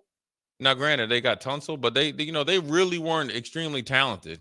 They had a bunch of young guys and a few veterans. Eckler was hurt most of the year. All this stuff. That's got to be embarrassing. If it's not, that's a problem. Right. And that's your big listen, they could be called the Commanders, the Washington football team, or the Redskins. They still hate each other. I grew up watching those games. So now the fact that the Cowboys aren't even in the same arena as them, there's no way you should like allow something like this to happen. This should be over. As soon as TJ Watt got all that, he's the highest paid defensive player or whatever he was. We need that. That's it would have been within that next, whenever, if TJ Watt was on a Friday, it's Monday. We're starting a week off. He got 41. Here's 42 and a half. Cool. We're good. Now, there was an old, I remember this when I got in trouble in Houston, not off the field, but on the game. And I was like just down, and I was down like 4 flat tires, man. Just distraught. Like, how could I? I was like, I remember my grandma was like, "Boy, you done messed up now," right? And then I remember my dad finally calling me down, and it was intense. It was like, you got all these cameras in my face. They didn't really want to talk to me before that, and I got all these cameras in my face and stuff. And we had been playing Buffalo, and I kind of went a little too far. Got home, and then he was like, "You know what? All press can be good press. Good press is good press." And he's like, "You know what? Sometimes some bad press is good as long as they don't cut you." Now they didn't, and then I got more eyes on me, then I kind of catapult myself after that. This right here, I think, is overboard. This is like in the locker room, dude, you playing too much. Jerry Jones playing too much. If Denzel Washington's talking bad about you, you're playing too much. Denzel has no reason to talk. He's not like that. He's a Cowboys fan, but he's like, Jerry, you just come on, man. Yeah. If you're highest profile, I assume he's the highest profile Cowboys fan, right? Yeah. It's Denzel Washington. Yeah. So it's probably hard to get higher profile than that. If he feels the need to say something like outside of the realm of, "Yeah, man, I hope you're good this year," you done messed up. Yeah. So, I think it's, I don't know. I don't know what Jerry's measuring stick is, or what he's trying to do, or what Mike is. It just seems like right now you need to get it done. The number that you're going to, Jerry Jones knows exactly how much he's willing to pay him and how much he has to pay him. This ain't a hard contract. But they're making it hard. Yeah, they're making it hard. And so, but it's, again, NFL. I always say the NFL season is a live soap opera. No different than college football. Entertainment, right? Yeah, it's their entertainment. This is professional football where we're at in Lincoln. There's always something, and it will always continue to be something going on for people to talk about. And, whether they're doing it right, wrong, or a little bit indifferent. So, that being said, we're going to take a quick break, put a quick break, then we'll be right back, put a bow on this Thirsty Thursday. Jay Foreman, Austin Oerman, we'll be right back. Watch Old School live on Facebook, YouTube, or Twitch. Old School with Foreman and Oerman on 93.7 The Ticket and theticketfm.com. There's a lot on the line in divorce. This is Joe Cordell of Cordell & Cordell, the largest family law firm in the country, with over 35 years of helping clients navigate divorce. But being big doesn't mean less personal or less local. Our attorneys live and work in your community, and as neighbors, they understand the challenges your families face. Divorce is complicated. It affects every part of your life: your home, savings, retirement, and of course, kids. So when you find yourself facing divorce and the unexpected directions that it can take, it's times like this that you need a partner you can count on. If you're a man facing divorce, contact Cordell & Cordell today to connect with a local divorce attorney who understands the challenges you're facing on a personal level. Text GO99 to 32 32 32. GO99 to 32 32 32. GO99 to 32 32 32. 1221 N Street, Lincoln. Texting privacy policy and terms and conditions posted at textingterms.us. Texting enrolls you for recurring automated text marketing messages. Message and data rates may apply. Reply, stop to opt out. Wall to Wall Wine and Spirits is your place in North Lincoln to go for all your needs in wine, spirits, and beer. They also have a large variety of cigars in their walk-in humidor, and they have a top-notch walk-in temperature-controlled high-end wine room. Plus, you can enjoy free samples from their tasting bar. There's only one place to go for all your needs for spirits and cigars. That's Wall to Wall Wine and Spirits on North 27th Street in Lincoln.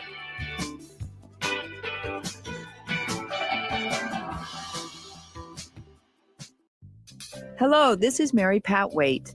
I've had the privilege of working with Lincoln families as their realtor for more than 31 years, and I'm so proud to be associated with MP Dodge Real Estate. For me, your transaction is unique in its own way. My experience allows me to bring you trusted care and a really great outcome.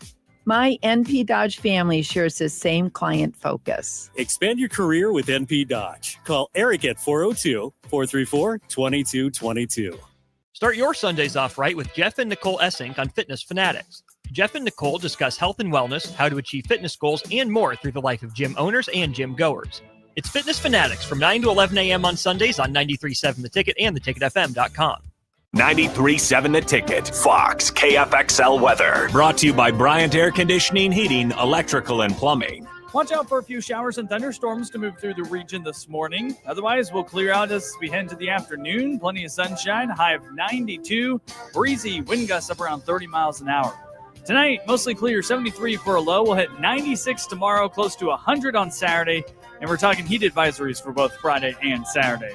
I'm meteorologist Aaron Dowden for 93.7 The Ticket and ticketfm.com. Ready to score big with your projects? Look no further than Edward Stone, the MVP of natural stone for over 2 decades. Edward Stone is cranking out over 30,000 square feet every week and offers a winning lineup of over 70 quality natural veneer stone selections. Their unbeatable variety and experienced team will ensure your project is a success, whether it's a home renovation or a commercial build. And hey, they're not just about stone. They've got an all-star lineup of fireplaces, cast stone, brick, and much more. Swing by one of their locations in Lincoln or Omaha today and experience the Edward Stone difference, your reliable choice for over 20 years. With UBT, you've got total control over your money. Like Doug, who runs his game day tailgate like a well-oiled machine. I got burgers, brats, chicken, dogs, plus all the fixins. And with the UBT Go app, I can track my food spending from anywhere. Pro move. They don't call me Grill Sergeant for nothing. No matter your goals, UBT helps you feel good about reaching them. Union Bank and Trust. Member FDIC.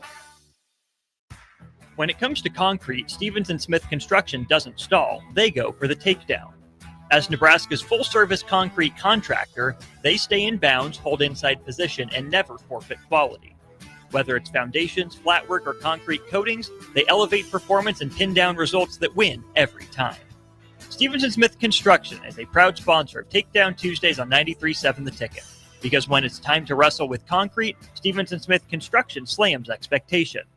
Play ball! Haymarket Park is buzzing with excitement this summer. Grab your crew and get in on the fun. Be sure to catch all the daily specials and promotions this season, like Thirsty Thursday, Fireworks Friday, Souvenir Saturday, Family Fun Day Sunday, plus special events and discounts all summer long. Don't miss out on the action as the Lincoln Salt Dogs take on their biggest rivals and knock the ball out of the park. Visit saltdogs.com and see this week's promotions and grab your tickets. Load up on meat and more this spring at the Mercado by Certified Piedmontese with great selections of T-bones, tomahawks, ribeyes, filet mignon, brisket, sirloin, and so much more. The Mercado has locations at 84th and Havelock, 30th and Yankee Hill, and now 85th and Old Cheney in Lincoln, where you can have $2 draft beer every Thursday night from 4 to 8 p.m. and half-price espresso drinks on Fridays from 8 a.m. to 2 p.m. Get to the Mercado today for the best meat in town. Back to Old School with Foreman and Oerman on 93.7 The Ticket and theticketfm.com.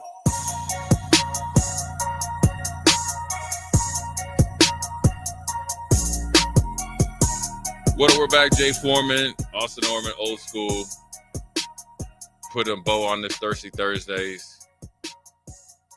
We got a new name for Thirsty Thursday, though. Me and Kevin, I hope you listen. We about to have our own podcast. Matter of fact, me and Kevin about to cut a podcast. I grilling and chilling. Woo! There it is. I like it. We're gonna have a weekly podcast because I grill in the winter. As you should. Because you got to listen. If you're about that life, you got to be able to get down for the get down. If you didn't grill in the winter, you'd only have 3 months to grill up in Minnesota. You know, the funny thing about Minnesota is ice fishing. So, I always say I call myself a land. I like to be on land. I'm not into swimming. I'm not with that skydiving. Was it parasailing when they get you up there in that thing? Yeah, nah. Remember did you ever see when Aaron Davis? I'm not doing none of that. I'm not.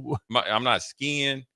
I almost ran into the chalet is skiing or whatever it is. I'm not. That's just not. I mean, I'll do it if I have to, but it's not. Hey, in the winter I'm gonna do this. So I remember when I first moved to Minnesota, and it was my first winter. You know what I'm saying? And going to a basketball tournament, I was getting a ride. You're in the back and you just looking outside. And I was like, man, what these dudes got these tents out there on the lake? They were ice fishing. Back. And they would.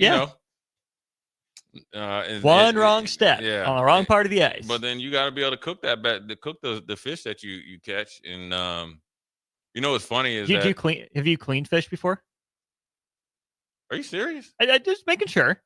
Because I haven't. I probably need to learn. That's the first thing that my grandfather and my dad taught me how to do. Nice. My skills aren't as good. Like I don't get to fish as much as I like. I'm probably not as good, but I clean fish. Can you be good at fishing? You can. You can know what you can. You got to know the hot spots, know what they're doing. You know what certain baits biting and all that stuff. That's just a foreign concept to me. There's a guy. I'm impressed by it all the time, but it's foreign to me. There's a guy here in Lincoln. I think his name is Sean Lynch. Tom Lynch Mob. Coolest dude ever. He's a for real fisherman. He goes to this place up in South Dakota. I'm going next year. Hey, and he kills it. But yeah, you can fish. But I'm gonna tell you, when the Super Bowl was in Minneapolis, I did this thing. It was actually pretty cool because Steve Jordan, who's Cam Jordan's dad, obviously, I was a ball boy when Steve played for the Vikings, and they used to always clown me, man. It's like, I was I was skinny, got big old feet, awkward. They had a safety from University of Miami named Daryl Fullington. He's like, man, he used to call me chicken hog. I didn't know what it means. He's like, you got those little chicken legs or whatever. But Steve Jordan was like, you play football? And I'm like, yeah. And he's like, you got cleats? And at first I said no, because I didn't want to take, can't take anything or think it. He's like, man, I know you need some cleats. You got them big old feet. You ain't got no. So he gave me my first pair of he gave me some wet turfs. He gave me all his shoes. They and they were used, obviously. But the thing that taught me though is whether you want to call it pay it forward or always try to do nice things for when you can, because he didn't have to do that. He's always nice to me and stuff. But I did an appearance. It was me, my dad, and Steve Jordan, and we got funny. We get 4 brothers. Steve lives in Arizona or something, and then obviously I'm here, but we went out and did this ice fishing event on this lake, and they brought us out. They brought us out on these these big old army looking forward. They look like something like you put on the moon because of the traction, yeah, because there's snow out there, and it was nice, and it was kind of like a little bus, and then we went it was like a ice fishing. First of all, they were their condos or whatever out there, it was like a company that was like, okay, this is a 1-bedroom, this is a 2-bedroom, and there was people that already had them that were out there, and so we went door to door and just kind of fellowship. The funny thing about ice fishing is you fish it, you catch more at night, and it's all like digitized. And so what happens is like you'll be out there. And I was like, man, you could just lose yourself out here. You could be out there. You got cable, right? Dang. You got cable, and they're nice. You can get them custom built. Jeez You got Louise, cable. man. You got a mic, however you want in there. And then what they do, they have the like you kind of you get the machine and do your holes. You put 3 or 4 poles in there, and the alarm goes off. It's like an alarm clock. So you could be asleep. Pull it Go out. get it. Yeah. 0368 says, my boys are 18 and 20. They fish circles around me. When I go with them, I feel like it's a Make-A-Wish fishing trip the way they're always schooling me. I do have to remind them where they came from. Yeah, my my 2 daughters, they did, obviously they're from North Carolina. Now, granted, we go out to like Branch Oak and home. They like I'm out, I'm doing everything, barely getting the line in. Next thing you know, I'm trying to fix one line and they catching one. So yeah, the kids I think got the genes. Yeah, I got the luck of the Irish. But yeah, I grew up fishing. How much Irish is there in your blood, Jay? First of all, I ain't doing no 23andMe. That ain't happening. For other reasons, it ain't happening. Don't go. I'm done. The gray hair, all that is not happening. There's some. There's some. They got something in me. Faint. Yeah. Traces. Yeah, there's something in there. I think it's English or something. I don't know. I'm fine without knowing. Maybe you're the heir to the throne, Jay. That what would be funny though. It's not. It's not. Just think it like I was related to somebody, like way down. They were, people are like, that's why you crazy. Don wants to know, what's your favorite fish to catch? Northern pike is fun because of the fight. Now it's not; those aren't fun getting the hook out of their mouth. I've probably left more hooks in from being scared that I'm gonna lose a finger. Yeah, because I was a basketball player. Mm-hmm. That's probably the first exciting fish I ever caught. Now I've caught mahi, sailfish, and the coolest fish I ever caught was it's called a trigger fish, where they have this fin and you can put on, it's like a trigger, and that's how they swim. Mahi is probably my favorite, just because obviously the benefits of it. One of my fondest memories is besides fishing with my grandfather and my dad is I had some godparents in Kissimmee, Florida. Phyllis and Ken Knapp. And so we'd always obviously play in the Orange Bowl. Mm-hmm. We win national championships. So I'd go there because unlike these kids, we didn't get any time off. We'd play like New Year's Eve or New Year's Day. We back in school January 5th. So right back at it. What I would do is I would stay an extra day or two because they were living in Kissimmee, so it's a little bit, outside Orlando, and we'd go, and I'd go sometimes down the summer is when I started playing professionally, and we'd go in the stick marsh down there. And get you gator. Yeah, well, that's pretty cool. As we're driving to put the boat in, gators would be running, and that's where Ken told me, is like, if you're ever getting chased by a gator, you zigzag because they can't change direction. To do that, and they'll just stop, right? Who was the worst running back at changing direction that ran most like an alligator? Changing directions? Yeah. Your straight line running backs. No wiggle. But he was fast, though. A guy named Terry Kirby. He played at Virginia. He was a big back. He would have to run. He would run and then stop. And then once he turned them shoulder, he was goodbye. So him. But back to fishing, though. So you'd be in there. You could always tell where the bass were because alligators would be feeding. And they would bump we were in this little, kind of little boat. And they would bump your boat. And there, you just, set the hook and stuff. So that was cool. Yeah. I've gone fishing like 3 times in my life. I'm not good at it. I'm not like scared of the fish or like baiting the line or whatever. Like I can do that. Yeah. Just not, I don't know. I haven't gotten the right fish. I think once it would, I can catch fish, but I think, obviously cleaning fish. I think once you start doing it, then it comes back to you. You got to have I had great teachers though. You did. Yeah. They taught me how to fish, taught me how to cook. What more does a man need? Yeah. Teach a man to fish, you'll feed him for a lifetime, right?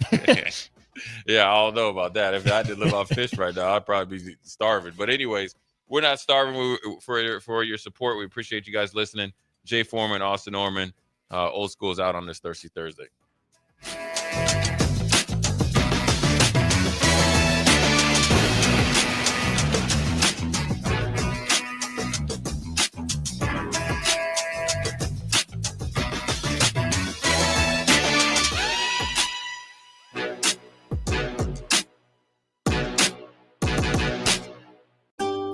Load up on meat and more this spring at the Mercado by Certified Piedmontese, with great selections of T-bones, tomahawks, ribeyes, filet mignon, brisket, sirloin, and so much more. The Mercado has locations at 84th and Havelock, 30th and Yankee Hill, and now 85th and Old Cheney in Lincoln, where you can have $2 draft beer every Thursday night from 4 to 8 p.m. and half-price espresso drinks on Fridays from 8 a.m. to 2 p.m.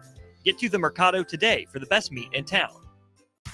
When it comes to concrete, Stevens & Smith Construction doesn't stall. They go for the takedown.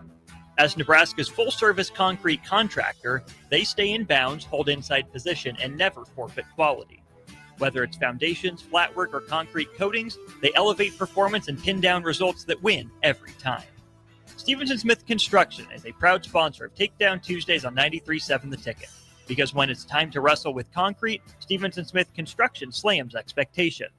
There's a lot on the line in divorce. This is Joe Cordell of Cordell & Cordell, the largest family law firm in the country, with over 35 years of helping clients navigate divorce. But being big doesn't mean less personal or less local. Our attorneys live and work in your community, and as neighbors, they understand the challenges your families face. Divorce is complicated. It affects every part of your life, your home, savings, retirement, and of course, kids. So when you find yourself facing divorce and the unexpected directions that it can take, it's times like this that you need a partner you can count on. If you're a man facing divorce, contact Cordell & Cordell today to connect with a local divorce attorney who understands the challenges you're facing on a personal level. Text GO99 to 32 32 32. GO99 to 32 32 32. GO99 to 32 32 32. 1221 N Street, Lincoln.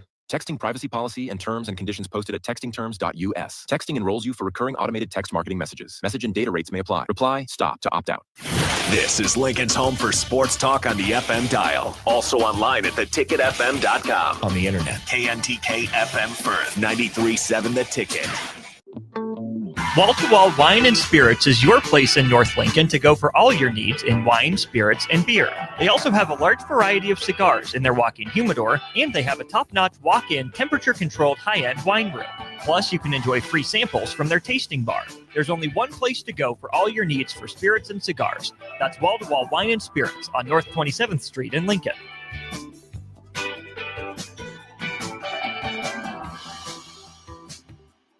Are you looking to upgrade or improve the garage door on your home? This is Cameron Hall of Doors Plus. At Doors Plus, we guarantee to offer a wide selection of options from 5 leading garage door manufacturers as we deliver a free estimate, exact measurements, and rapid installation with a 3 to 5 week time frame. When you choose Doors Plus for your residential garage door needs, you'll work with our experienced technicians and be ensured that your new door seamlessly complements your home. Give us a call at 402-590-5800 or visit us online at DoorsPlusLLC.com. Doors Plus, garage doors, and more. Big news, Nebraska. Love Omaha is now Love Nebraska. This is more than just a new name. It's a tribute to what Nebraska represents in the world of volleyball. It's still the same team with the same mission, led by players you know and love. Now backed by a new ownership group led by Jordan Larson. As Love Nebraska, they're entering an exciting new chapter, pushing for a championship title in 2026 and